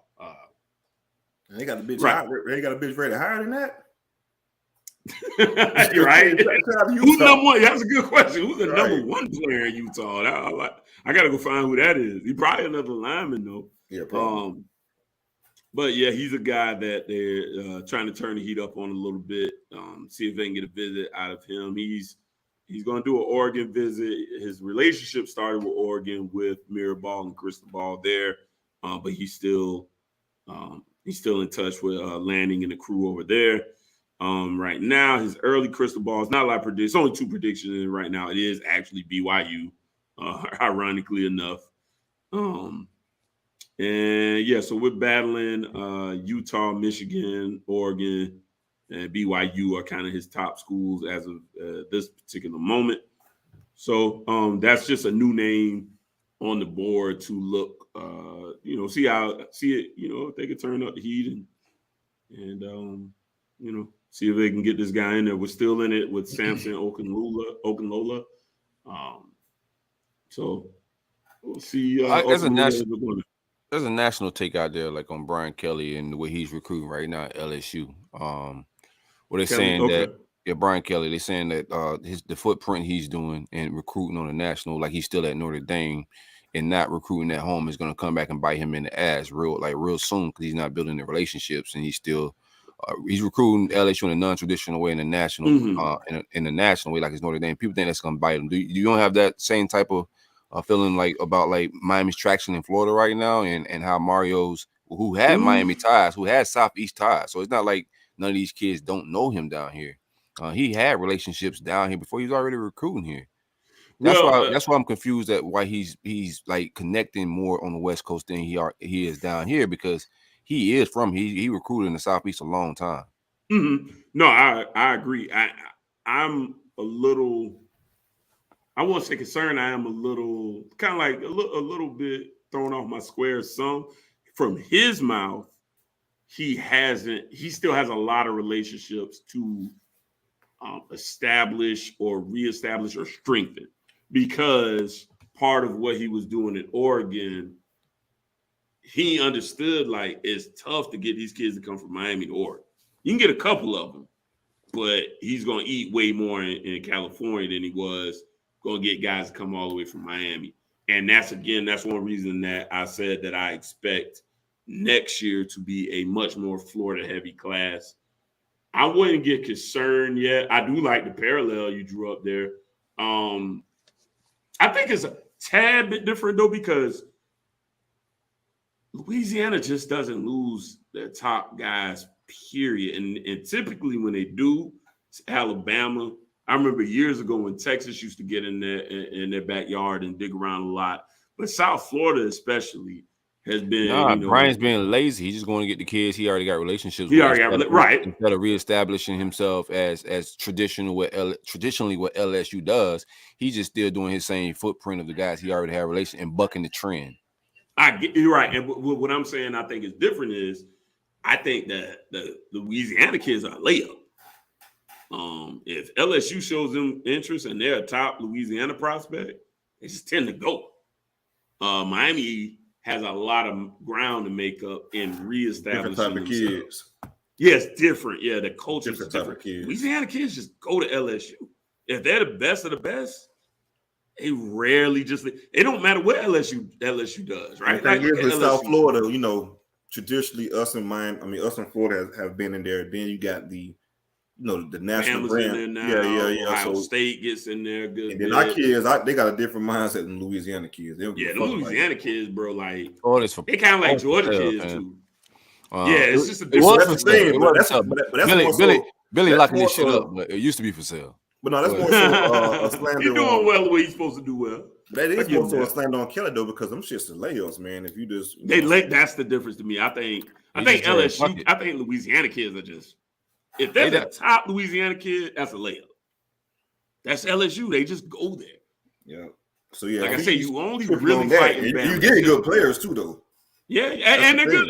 Oh no, absolutely, right, absolutely. I'm always excited if we can, pull a player or two from out of there. We've done pretty good in Louisiana.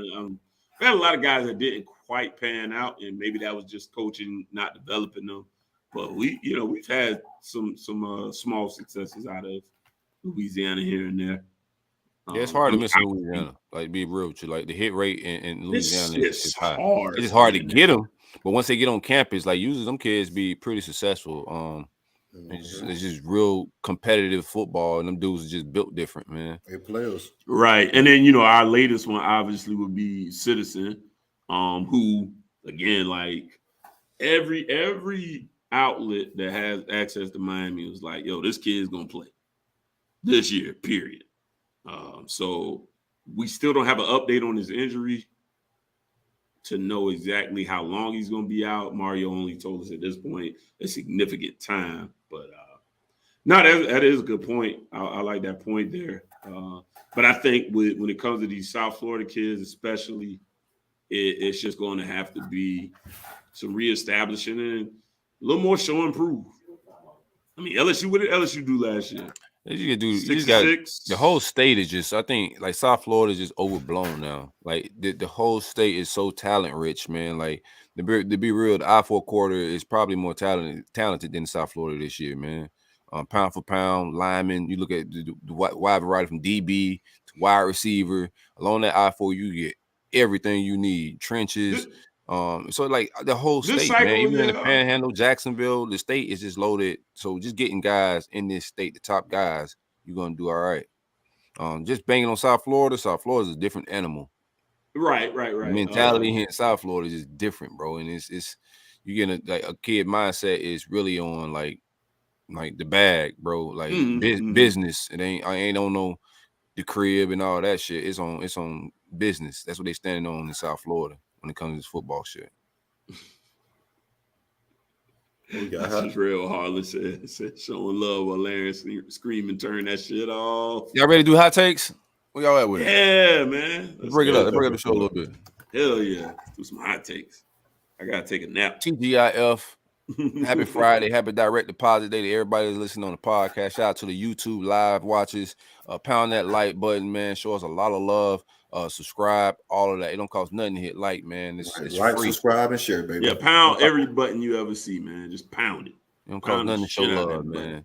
Pound like all our shit you see. You see it on Instagram, like it. If you see it on Facebook, like it. You see it on Twitter, like it. Don't cost nothing to show love, man. All right. Where we at with it? Man, we in the words of Bodie James, man. Where we at with it? Where we at with it? All right, I like it. I definitely don't think he's the first guy, but he probably popularized it. That's his thing. Like I like it. I don't think Rick Ross probably. You think Rick Ross was the first person to grunt? Probably, but that's just his thing. In his manner. Might be. Yeah, he might be. That's a bad one. Nobody ain't no original ideas.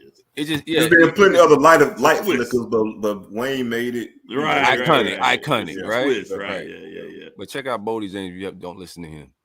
I'm gonna check him out, man. I hear a lot of him a lot. But Hot Takes is brought to you every week as usual by the good folks over at SpencerJerkyandJerky.com. They only made to order jerky that starts with a trip to the butcher to source tender steak specifically for your batch. Marinated 24 hours in freshly crafted marinades using only locally sourced produce and all natural ingredients with no added sugars. 5 staple flavors include original Old Bay, habanero bourbon, mandarin jalapeno, and of course, our favorite, lemon pepper. My boy. Iconic. Use exclusive promo code BIGMEAT for 10% off your order at SpencerJerkyandJerky.com. At worldwide shipping available from where he at when I need him? Let's go. You know what? Let's go San Diego. All right. And let's take it all the way. We'll keep it US. Let's go San Diego to San Antonio.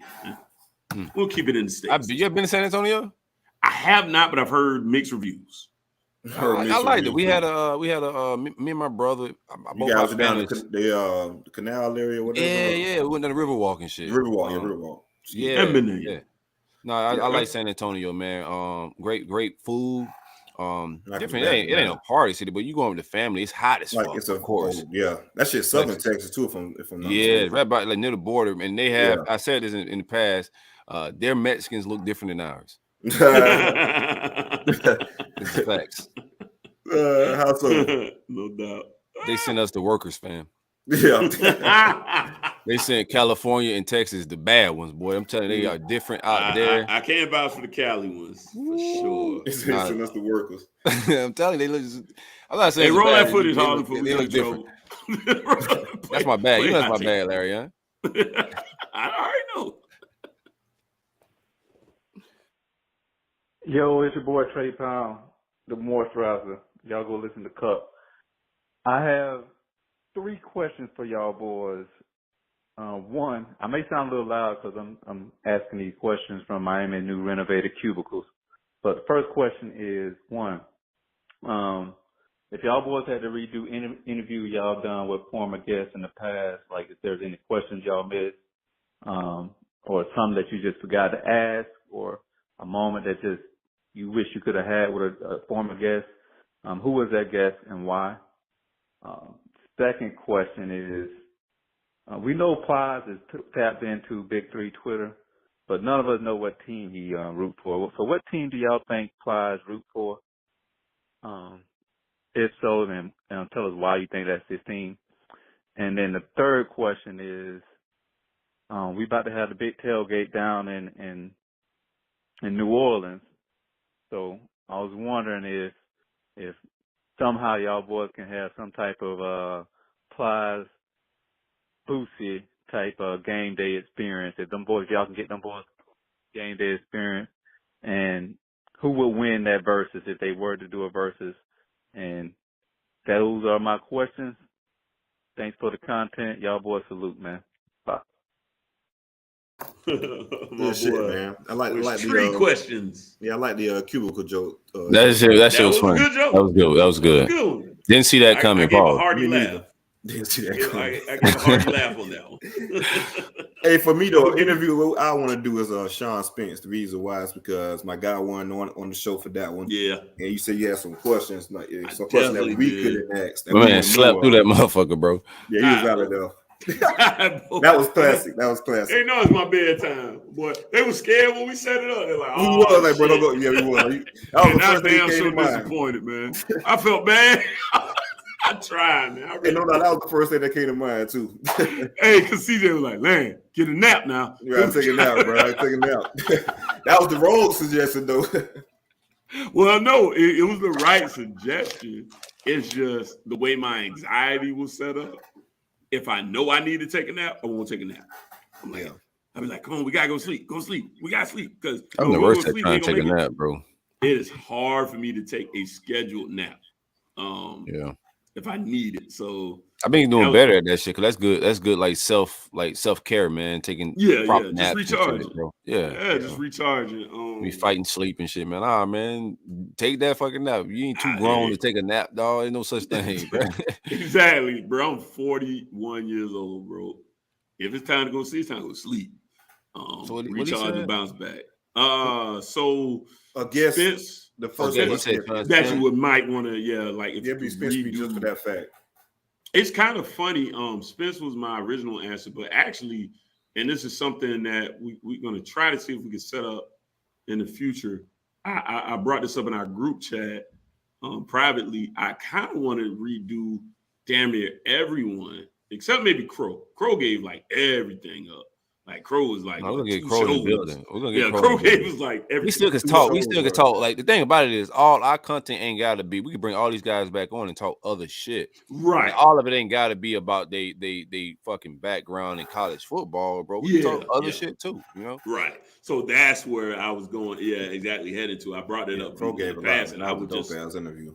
I would just talk love, that shit. We can talk a lot of wide array of topics with Crow that'll be fire, bro. Yeah, just run it back, man. We can talk just like he's kicking it, right? Like on any other time, right? So we got Kush, we got topics, we can just shoot the shit. Everything ain't gotta be football big 3, bro. We just bring on big 3 guests to talk about any of everything. Let me start giving out some sauce, man. What y'all got? Yeah. That's what I'm saying. You know, it's funny you said it. I was like, hey, I ain't telling them everything. Yeah. But yeah, that's kind of part of my mindset of, hey, let's run it back with these guys. We want to definitely give you, the football perspective because this is a football-based show. But I'd like to bring back damn near everyone and just kick it on something totally different where we just get into a different bag. So I like that idea. Let's go. I like that. We go definitely circle back on that. Yeah, we'll circle back and just bring these guys back and like, all right, we don't need the background now. So now we know it. Let's do this. Yeah, let's do it. Let's get to know you. Right. Here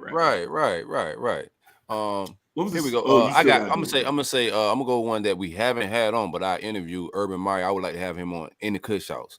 That Yeah. But we gotta get some answers, bro. We gotta get some answers, bro. We gotta get Herb in there, man. I think we can get him now. Like, I don't think we could have got him before, but like, what Herb? Get him now? We got Dark Side Herb, man. He really out there with it now. We get him. I like it. He might smoke weed on the show and all, man. Herb with the shit. I kind of like Herb as an option that you get him a lap dance in here. Yeah. Like, I think Herb can definitely come in like. You might be lead with a lap dance. That'll probably reel him in. Hey, bro, we got some 5 lap dances over here. Where at? Kush House. Right. Say less. Say less. Right. I think Herb really gonna get on soon. Send him the Bowles clip in the rainy clips. What you gonna do, baby? I'm rich. I don't. Whatever. She mad. The old rainy and Janor's clip. This is a good time, but we gotta play at the Bowles clip out the high takes. We're gonna play at the Bowles clip. Yeah, definitely. Yeah, definitely gonna do that one. But yeah, so he had 3 questions. So who do y'all think Plies root for within the big 3? For me, I think it's everyone. When he say everyone, I truly believe he's one of those guys that go for every team within the big 3. That's impossible. I know some people who I know some people like that. I know some people who got a certain team, like but like they're root for. I know somebody who say roots for Florida State, right? But if Miami plays Virginia, he won't fucking Miami to win. If Florida plays Tennessee, he won't. Yeah, he won't the team to win. Yeah. So I know some people like that. My Uncle Sharp really like real deal rotating bitch. Like, nah, Miami ain't the shit this year. I'm gonna go with Florida. That's nasty work. Like, man, hit me up the other day because Miami was on. This was like a couple months ago when Miami on their hot recruiting shit. So he lightly followed it from afar. He hit me up. He's like, I'm gonna have to be with Miami this year, boy. I don't know. Which is crazy because it's just recruiting. These kids ain't signed nothing yet. They ain't on campus shit. They ain't no fanatic. They watch from like a little far with the recruiting shit. They just see the highlights of whatever we got going on, man. That's funny though. I like that though. I'm with you. I think he Florida State, bro. Never lost. I think he Florida State, man. He did a concert in the people locker room with Willie, bro. That's what I'm gonna say. Because of Willie, he hated us. And he ran routes. He was out there running routes and shit, catching fades. Ran off on twice. Yeah, he probably hate us now, though, bro. He definitely hate us now. Nah, he kind of like, like I said. Rex, I will say too. UCF is his main one because I know he went to UCF also. He went to college at UCF also. So he was hanging out with USF. He's just one of them guys. Bro. Yeah, that's at UCF. I mean USF. I'm sorry, USF. Yeah, USF. Yeah. So I probably say USF. Good shit, Braxton. Last one. He just like me, man. Like I said, these jokes is kind of funny, but I'd much rather all 3 of us be good than all 3 of us be bad. Oh no, I think that's why I think he's at mentally. Like, yeah. I think he just wants somebody to be back and compete with them boys. Right. For sure. I think this year is all. I think Florida State can win 7 games. That's a positive for them. I think Miami can win 8, 9 games. I think we can win 8, 9 games. I think it'll be all solid seasons. Seemingly Florida State's trying to correct their recruiting. We're gonna see if Larry and them can hold on to, and pay people payments and shit on time and keep that shit gravy. Y'all going with that payment shit, man. They keep lying on these payments, man. I have 100% confirmation that a recruit didn't get paid from Miami. Well, he wasn't supposed to get paid, jackass. Can't pay the recruits, man. I got a narrative. I got a narrative to push, man. Go ahead. I like it. I'm just like a recruit. I'm just here to push narratives. You guys get mad at it if you want. It's up to you. Damn right, we ain't paid one recruit. Absolutely. He had one more though. CJ got us back on point. What's up, bro? What's Larry? I know. Right? I gotta get on the horn after this too, dog. Go ahead. So we do got he brought it in perfectly too, man. So we got Florida people coming to Louisiana for the game. Versus. Yeah, so versus Booster versus Plies, man. Give me Plies all day. Plies, man. Yeah. Plies had a fucking run. His run was up there. His first 3 albums. Ooh. And the thing is, Plies can't tell me nothing about them. He was on features too, though. And don't get me wrong, I love Boosie what he's doing, but Plies was dropping some shit. He be saying Plies fake, but for some reason on them albums, he was talking some real shit. He was talking some real fucking. There's some real shit that we ain't really hear before either, though. That's yeah. He was real plain. His whole story was, at least what we heard in Georgia was that he was telling his brother's story. Like that his brother was kind of like the actual certified, like. Yeah, his brother was out, y'all. A lot of these people. I mean, Nas was telling stories around. A lot of these rappers telling stories that are around him, man. Yeah, narration you see. At the end of the day, these guys are creators and they're artists, bro. Like, you don't need them to right. Yeah, the most gangster guy I know cannot rap. But he's very gangster. Right. Not a fantastic rapper, and I know that because he tried to rap, and I heard it, and I was like, "This is not good music." Nah, yeah, bro. Yeah. Just because you agree on me, you good. One hell of a gangster, though. One hell of a gangster. You gotta find somebody to tell the story. Right. There you go. Get paid off. Shout out, Trey.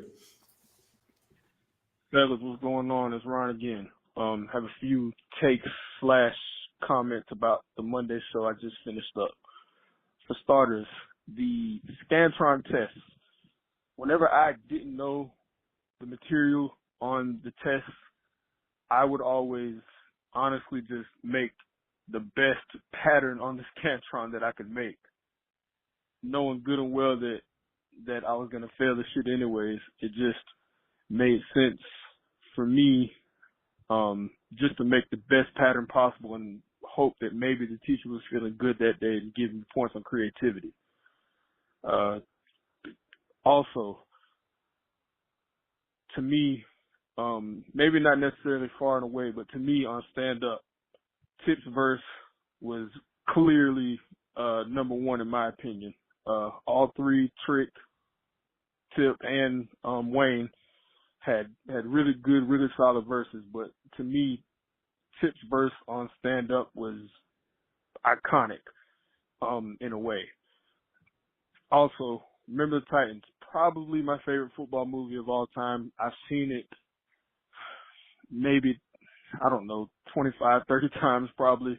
But I do have to say, in that scene where Julius Campbell ran down and forced that fumble on the receiver, he looked like he was running with a piano on his back almost. Shit just looked unathletic, horrible, and I always thought that scene was funny. Every time I watched that scene, I'd laugh hysterically. And I'm gonna leave y'all fellas with that. Y'all fellas be easy, man. Man, I like it. A lot of people don't call on him with just takes. I like that he called in with just takes on our shit, man. That's real. Yeah, I do be wanting that feedback. We get a little bit on Twitter. I do at least. But yeah, man, we appreciate that. Yeah, everything has to be a question. That's another thing. Everything has to be a question either. Right. Yeah, just come. It's called takes. Right, get your shit off. Yeah. And I still want some life coaching, man. Y'all trying to duck this. Y'all trying to duck making your life better, man. And Tip did go crazy on that damn verse, bro. He did. All three was a flawless damn song. For sure. Shout out, man. We appreciate that, man. Go ahead and shoot that next one, Harlan. What's up, Roll Up? And congratulations again on the 1-year anniversary. The new Roll Up. I'm going to switch it up from college football, go to NFL. What do you want to see, and what do you want to see from your NFL team this year? Me, diehard Buck fan, all the way from back in the 70s. I want to see if Mike Evans and the rest of the receiving crew with Julio, Chris Godwin, Russell Gage Jr., see with the GOAT, see him send him out on his last ride, see how far we can go. I just want to hear what y'all want to say about y'all NFL team. Again, blessings. Love the new show. Love the new vibes. Can't wait for the season to start. Ready to see my Gators get up in all of the SEC. Holla. Appreciate the love and support, bro. He called himself. Shout out to catching yourself. The minute he said since the 70s, I did just like Kevin Hart with damn. Sitting with yeah. Damn. Don Cheadle, damn. Don Cheadle, damn. Sorry. My bad. My Niners Super Bowl bust. Yeah, you finna bust. Okay, but we got the team to do it. We were one game away last year. It's hard to hold all that. Who your Super Bowl favorite right now, CJ? If you have one, outside of your team, I know you probably say Ravens or some crazy. Probably outside of my team, probably the Rams. Man, I like the Rams running back. I think they got better in the all season. So hard to run it back though, but I know it is. But I think they lost Von Miller, which was a big key in their run. The Bills is nice too, man. I think the Bills had a damn good. I like the Bills. They was on the cusp last year, right? They had a better defense. I think they would have been over the hump when they drafted the first round corner when they got James Cook. So I think the Bills could be a team that could sneak in there. Well, not necessarily sneaking there, but could be a favorite. Yeah, I'm a Bills fan this year for sure. Yeah, fuck them motherfuckers. They're in the ALC. They could be good though, dog. No lie. But for my team, I just want us to all be the there. pieces. I think we do too. So I just want us to be healthy, right? That's the main thing with the Ravens last year. They like doing camp, like a year ago last year, man, we were just decimated by damn camp injuries from the jump. So if we could just stay healthy this year, we should be okay to stay the course. I think now one of our receivers get on track with quarterback too. We had a first round draft pick with your boy from Minnesota, man. I forgot his damn name, just that damn quick. Bateman. Yeah, Rashad Bateman. Rashad Bateman, yeah. Yeah, so if he get a report with Lamar, I think would be good money. But just stay healthy. That's the main thing. I like that kid. Yeah, I think he out of Georgia too. Yeah, he's from Georgia, but he was hurt last year too. So he was hurt in the camp. He was in camp also, which kind of slowed his rookie progression. So he's been healthy this all season. So I think it'll be pretty good going into the season. No doubt. And my Jags is still like I just want to see the development of Lawrence. That's it, man. Yeah. Trevor Lawrence. That's it, man. I I'm not think expecting a whole lot. I just want to see him that's develop huge good for y'all. I this like year. to see him. We still gonna be picking in the top 5, 6, or 7 around there, man. Yeah, you can see to the development. But if you can see him take that next step and be like a 25 and I don't even follow the Jags that close, bro. I can't do it. I love myself. My man said props to CJ. He keeps showing up and shot us $5, man. Appreciate the love. We got a job to do, man. Right. Appreciate the love, baby. Appreciate the love, bro. You was tough at 0-4, but I ain't gonna lie. Yeah, shit. 0-4, tough in the bitch. What we got, Harlan? Yeah, I just want to say, I've been following the Big Three roller for crazy long. Like, I didn't even know Larry went to Morehouse, but I went to Morehouse and I've been following y'all since like 2017, like the Channing Crowder interview. So just keep doing what y'all doing.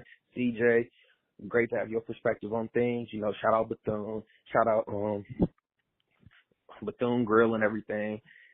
Silk, just the platform you built, super dope. Larry, and like I said, you from you a Morehouse dude, so you already know I rock with you. But y'all just keep doing what y'all doing, and just keep it pushing. And I also fuck with y'all for everything, for messing with Larry June, because I'm from Cali, so just seeing that some Florida dudes fuck with him, that's dope. But keep doing it. Appreciate that, bro. I love West Coast. Voice notes when they cut off on me, but yeah, I'm a Canes fan. Like I said, I'm from Cali, so I know Silk probably will say something about all Canes fans not being from Florida, but yeah. So I just want to give y'all flowers. You feel me? Shout out to TJ and producer Harlan and everybody. But yeah, y'all just keep it up, and you feel me? Just keep inspiring people, because like I said, Channing started doing this podcast. I know NWO, y'all mess with them tough. So that's it. I'll tap in with y'all boys though, going forward more often, just to get my takes off. I don't know what happened with that. I appreciate it. Yeah. I saw it in the, because I could see the previews, and I was like, wait, I think he got cut off. But hey, shout out to you, bro. We appreciate the support. I like how we played in with the show too, because we started talking right after. Yeah, we was like, right? Never mind. Yeah, Larry June's my nephew, man. I don't know if I told y'all on here before. Maybe I have. I just remember running to him at the airport and being like, that dude's a rapper. He's a star of some sort. I didn't know who he was. I ain't heard the song yet at that point. But we were on the same plane, and when we stepped out in the terminal, I was just like, he just had like a certain his drip was a certain way, had a certain wall. I was like, he's somebody. I don't know who he is, but he's somebody. So June's a universal language type guy, man. If you in the cool vibes, you got to rock with June, man. June talked to economics, man. I found Larry June through Currency, man. I'm a big Currency fan. I found so many artists, even with Bodie James. A lot of these dudes I find through just listening to Spitter. So that's how I found Larry June, man, on some Currency features, and I just had to go check out his catalog. Talks a lot of self-care, economics, what I'm saying, eating healthy, that type of shit, numbers, man. Appreciate the love though, bro. All the flowers, man. I just like inspiration is what we do this shit for, man. Whenever I'm talking on the timeline, or whenever I'm like talking about what we're building or the progress we're making, it's also to inspire people, everybody, and not just you ain't gotta be a podcast. It's just to go chase your dreams and don't settle for shit. You know what I'm saying? Do shit the way you want to do it. It's 2022, man. There's no fucking rules, man. Free enterprise. Go get it. So appreciate them flowers, my boy. That's it, man. I like when people just show love, bro. Yeah, appreciate the love for sure, man. That was dope. Tremendous. Appreciate it. We got another one. Oh, that's it. That's the last joint. That's it. Oh, okay, cool. Okay, cool. Hell yeah. Couldn't remember, because I think, that made it 5, but technically it was kind of. Let's get through these national news, man. We running long as hell, bro. I was over 2 hours, and we ain't had no pre-talk. We kicking it though. Appreciate y'all for hanging out with us. Pound that like button. Share us on Twitter, Facebook, Instagram, anywhere you can share us. Appreciate y'all for hanging out with us. We got some love in the comments too. Big cushion in the air. Man, from the days of anticipating logo talk on the scope or whatever, man. Too many people text. I can't read that shit. Let's move along. National news. First of all, have y'all seen the Manti Te'o doc yet? I have not yet. No? I think it just dropped. A couple days ago? I haven't. Yeah, I've been hearing about it. I gotta check it out. It's homework. Let's try to get that to. I'm gonna turn it on tonight. I'm gonna watch. I can have it done by Sunday for sure. And then the rest of it will be watching me, I'm sure. But yeah, that is on my must watch list. Yeah, shout out to that. We're gonna watch that Manti Te'o. I started it the first episode, and it was already getting weird. I said, let me tell these guys to get on it so we get all like that shit was getting super weird. Malachi Nelson, CJ bounced out. CJ had to slide, man. We'll finish it out. Oh, yeah. Okay. Malachi Nelson is go. signed. My bad, I ain't in the chat over there. Malachi Nelson is signed with Clutch Sports. He became the agent's first high school football client. Nelson, the country's top high school quarterback, is a verbal commit. There's also some smoke about Malachi possibly getting like some $15 million deal as an NIL. Right. What's your opinion on that, man? Clutch Sports, I'm hearing that Rock Nation is going to get into some of this as well.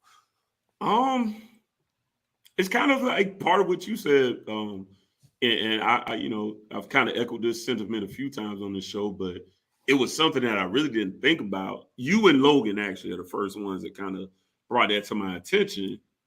It's ROI thing. I think these companies, I'm not mad at the kids. Hey, whatever you got coming to you, take it. Absolutely. But these companies, be honest with you, just doesn't seem particularly smart. Even the universities, like 15 mil based on what? There's no production yet. And that's at the biggest bust position. So I'm not saying this particular kid is going to be a bust. I don't think he is. I mean, he looks really super talented. But man, 15 mil. What do you think about Clutch Sports though? Like that part, yeah, in the NIL space. Right. So yeah, to swing back to the first half of the story, dope. I think you should be, if you're that kind of a talent, you have to capitalize on the moment, and this excitement, because again, you haven't done anything yet. So yeah, absolutely sign on with one of the best that can get you whatever you can get. You better get this money in America while you can, man. Because as we reflected through, perfect example was the Preston Parker interview. If you guys haven't heard that, y'all double back and go check that out too. Go watch that on our YouTube. We didn't do an audio of that, so go check it on YouTube. They love you when they love you, but that's because they think you could do something for them. It gets a little quieter when, you're not the man no more. Or so yeah, I love capitalizing on this moment, and signing with that agency is huge for him. I'm sure he won't be the last guy, but I still think it's this guy's jumping out the window a little bit. I'd slow down a little bit and just let the market kind of dictate what I'm going to spend and how much I'm going to invest. As far as Clutch goes, yeah, they're signing a talent that's smart and they're well established. And like I said, Rock Nation will probably get in there. Great for them as well. Everybody. I think that deal's coming from, wasn't that like a company? Was it Adidas or somebody was reporting? Let me look that up real quick. The 15 mil thing? Yeah, let me look that up. Somebody was saying a report. I forget, it was a brand that it was with. It wasn't just like the school or nothing. It wasn't like the school that. itself. Okay. I think you could get in that, especially in like some AAU basketball. You're gonna get into some situation where me and Logan was talking just like yesterday, and we were saying like how much of a shoe is an old guy like James Harden is gonna push? Like these young boys don't give a fuck about James Harden no more, man. Like on some real shit. They closer to these college kids, these boys. They're closer to the youth. So I think there's going to be a trend of the older athletes starting to lose some of these lucrative deals like that to be able to get to the youth. I think some of these younger athletes are more valuable than these older guys that are hold their way out and shit. And if I'm the older guys, I think you do the deals with the overseas companies like Anta. I think Anta's a Chinese company, and I think there's another one. I can't remember D-Wade. D-Wade might be with Anta. But yeah, either way, if I'm Nike. Reportedly, Nike, okay. Achilles Smith reported. Is Achilles Smith former quarterback for Penn State? Correct. Yeah. Okay. Cool. I think Penn State, man. Don't have me lying, bro. Could be it right now. I'm pretty sure it's Penn State. Yeah. But yeah, he's reporting that it's a Nike deal. Okay. Yeah, I mean, if Nike wants to, them shoe deals be crazy. So I wouldn't put it past someone. I don't think everybody's gonna be getting these type of deals. He's like the top kid in the country. Probably there's no safe bet with any of this, but he's probably one of the safest bets.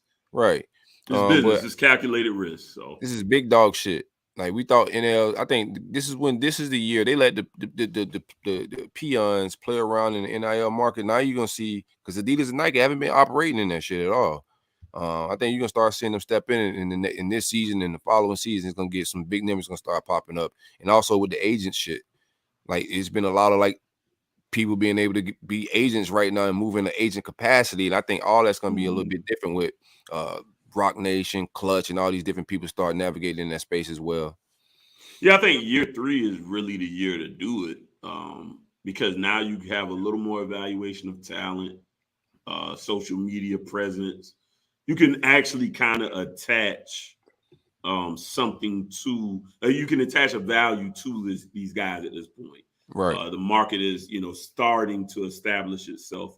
So I think Adidas and Nike plays a longer, right? So if they hit this kid in college at 15 million, you got relationships so young that you think he's gonna go pro anyway. Exactly. Like that's a long ass play, a long time to have somebody. Yeah, that's why I think they're more valuable than the older guys because it's whatever. Go ahead, bro. Because you're right. That is a smart play because it could be that much more valuable down the road if a guy like Malachi Nelson turns out to be a number 1 pick and he's already established their relationships with there. I mean, even if you don't go pro, it's just all about pushing product, right? Mm-hmm. So right now that kid's popular. When he gets to college, if they really brand and marketed him like a superstar at an 18, 19-year-old age, they could probably push a lot of product. Absolutely, which is something we haven't seen. Right. So yeah, prepare for an evolution. You may see something crazy. You could not be good and push a lot of product. Was what I was saying. Like you could not be a good football player and this shit not paying out all that great and still push a lot of product.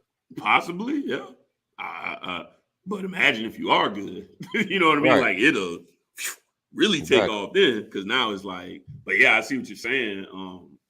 Hey, the name, the recognition, they're giving you a shoe or some shit. Like the relationship, right? And you got a shoe at 18. Yeah, a lot of 18-year-olds probably going to rock that. I ain't 18, so can't relate. But me, you got to show me something, dog. I don't buy them shoes. Man, look at these shits I got on. These JoJo Moroccos. Ain't nobody wearing these shits but me. You never seen Balenciaga hoop. But yeah, dope. And I think we'll see more of these agencies get involved with these high school kids, especially, again, for them, it's just, for the agencies, what they really represent is access. So it's less of a lost chance for them. What they do is put you in the right rooms. They get you in a room with Pepsi. They get you in a room with Nike. No, they paying something to get them boys. Don't be mistaken. They can't do that. I know. Oh, you keep talking about what they can't do every time we get on this show. They keep doing it. I'm just, man, y'all cheating. Yeah, I think agent are getting athletes, acquiring them. Like, how did they get them before? Like, you give them things to say, that's how the game's always been, man. You seen he got game. Yeah. It's an advantage. Yeah, it's an advantage. Yeah, but do know this, athletes. That's coming out your check, though. Depends. Shane, you blame him, but yeah, when it's time to start recouping, oh yeah, That check may not be as big as you thought. Achilles Smith was Oregon. Shout out to Daryl Harvey for what Oregon. Yeah, our producers just sleep like Harlan's like, I don't give a fuck who it is. It ain't Florida State. it's all in dinner time, boy. Achilles Smith ain't go to Florida State, but I don't give one shit. Yeah, we gotta get up out of here, man. Hey, NCAA changed some rules. I do want to go over these rule changes and we get about it. NCAA has changed its rules to allow players penalized for targeting to have part of their punishment appealed and to better prevent players from faking injuries. So 2 different things. But when you hit somebody and they toss you out of the game for head-to-head, it could be reviewed, so you're not automatically out there next week. So you go before a board, and you may just be out that game, if it's something like questionable. I do like that. Yeah. Especially because, so many of them damn targetings, I'm like, they definitely feel iffy. So I do like them taking the time to say, hey, let's make sure. What I don't like about the rule. You got to miss the next game. That's crazy as hell to me. Yeah, it's like, well, wait a minute now. And then half of the time you go back and look at it, at least from a fan perspective, whether you like that team or not, half of the time I'm like, I don't agree with that one. At least half. And it's such a bang game, man. I like them. I don't mind the toss out of the game. Yeah, I don't mind the toss out of a game, or maybe like the half, whatever that shit may be. But then the next game, to me, just affects too much of like seasons and shit, man. Like you can't be playing around like that, man. You want safety, but I like the review. What do you think about the faking injuries thing? Like they could do that as well. So when players are like faking injuries, I don't know what they do in hindsight. Like what does that do? Can they suspend the player? Like what happens if that's a great question? Injury, like what is the report it? Then what happens? I think I'll tell you what. Like we dealt with that in the Miami or some shit. Like who cares? I don't want, fam. Yeah, I think you're gonna have to hand out a harsh punishment. Yeah, because you're right. It definitely happened to us in the FIU game. So if they want to go review tape and say, yeah, these guys are bullshitting, that's cool. But the thing is it's got to be a harsh punishment handed out. What would that punishment be? I think it'd probably be something like at least a half for those kind of guys to truly discourage the behavior. It's not going to really matter if suspension. Yeah, it's got to at least be a half a game suspension for. Hey, we went and looked at the tape, and number 72, number 17, he tore ACL, then he was on the sideline. Yeah, then he was running around, and then he came right back into play. Like, yeah. I don't like that for the integrity of the game. I will agree. So I'm in favor of that. It's just they got to make sure that it matches. That the punishment is harsh enough. It's just gonna be more dramatic with like faking the injuries. Now they're gonna bring the carts out and slow the game down even more. Well, you better not get your ass back in that game. I know that much. You ain't gonna Paul Pierce me, buddy. It's gonna be interesting. That's gonna be interesting to watch. Shout out to Errol Walker. He says Silk Larry on the CJ. Props to you guys. Pittsburgh checking in. Go Gators, man. We everywhere, man. Boy in the bird. Shout out to Wiz Khalifa. Are you guys going to be at the LSU game? Hell yeah. You mean LSU, Florida? Yeah. I'm at that moment. We having a Stadium Miguel tailgate that Y'all game. Doing okay. I didn't know if you meant the LSU, FSU game. That's the only game I'm catching. I think that's the only game I'm catching at the Swamp is the LSU game. Okay. So, yeah, either way. It don't matter, yeah. Either way, if you're talking about the FSU game, we definitely pulling up that. That's one we be talking about. That man's a Gator fan in Pittsburgh. He ain't going to New Orleans to watch Florida State get drugged. Why not? We're going to be there. Everybody can pull up. I'm be there. Listen, I always got time to watch Florida State get drugged. I'm just telling you what LSU game he's talking about. I didn't even think about it, but you that one is in the Swamp this year? Yes, in the Swamp, dog. Thank God. Okay. And Billy, this is one thing I know about going into that game. Billy gonna take that motherfucker serious every time because he from Louisiana. They was talking greasy about him, why they didn't want him to be this coach and all that shit. He gonna take that game personal. Dan Mullen was bullshitting with that game and benching Kyle Pitts, letting motherfuckers throw cleats in the clouds in a foggy night, bro. It was a lot of fuckery, man. Yeah. In that game, I ain't gotta worry about ever sleeping on again. High level goofiness. I ain't saying we're gonna win them all, but I know we ain't finna go in there goofy. Yeah. Now I like what you said. He might be on that. Remember how like Dan Tony went on a good streak against Michigan? Right. He got insulted, man. Yeah. He got insulted by Michigan and was like, all right, we about to start kicking y'all ass on an annual basis. So I can see that. All right, man. We out of here, man. I know Harlan probably like, what the hell going on? Harlan done went home. Harlan overtime paid. No, he down there. Pause. You in there? Yeah, right there. No, it ain't. Deshaun Watson got 11 games. Bro, I don't know what you're looking at. He's right there. Pause. I can't see it. Deshaun Watson got 11 games and fined $5 million per league source take. Per game. So $55 million. No, per game? That's what I thought, right? Or no? Hell no, no per game. Really? Oh, he only making $1 million this year, right? They did it. They knew this was coming, so they made his deal where he makes no money this year. And shit, $5 million a game, Larry, and there's no way you could do that in any country. Why not? That's a lot of money. Not for him. He gonna make that in a year. He's losing money, man. That's what he's supposed to do. That's no, what punishments are for. No. He's gonna owe motherfuckers by the end of the season, bro. With that shit, that's a lot of money, cuz. I'm not trying to wish the man his money. I think it's $5 million. That's a lot of money for an NFL fine. I would like to know the largest fine ever in NFL history. If that's not it. And I do think, literally, I have to look at the contract, but it is something really, really small. Harlan, real quick, largest fine in NFL history, man. Today. You just heard it. $5 million. $5 million. Yeah. My take is the game they got him coming back is the Texans. Like, NFL is about that business, fam. That is not a coincidence. I did not know the game that. He come back is versus the fucking Texans, bro. That is great primetime TV. Make that bit. Is it Sunday night? They should have made it Sunday. If they didn't make it Sunday night, then they fucked up. Let's see. The largest one, it says Deshaun Watson is set to pay the largest player fine in NFL history. What Black history? So that's what I told you. I thought this moment in Black history. Washington paid 10 as a team. So that was the most ever. I think that was from the Dan Snyder stuff. Right. But as a player, he's paying the biggest fine.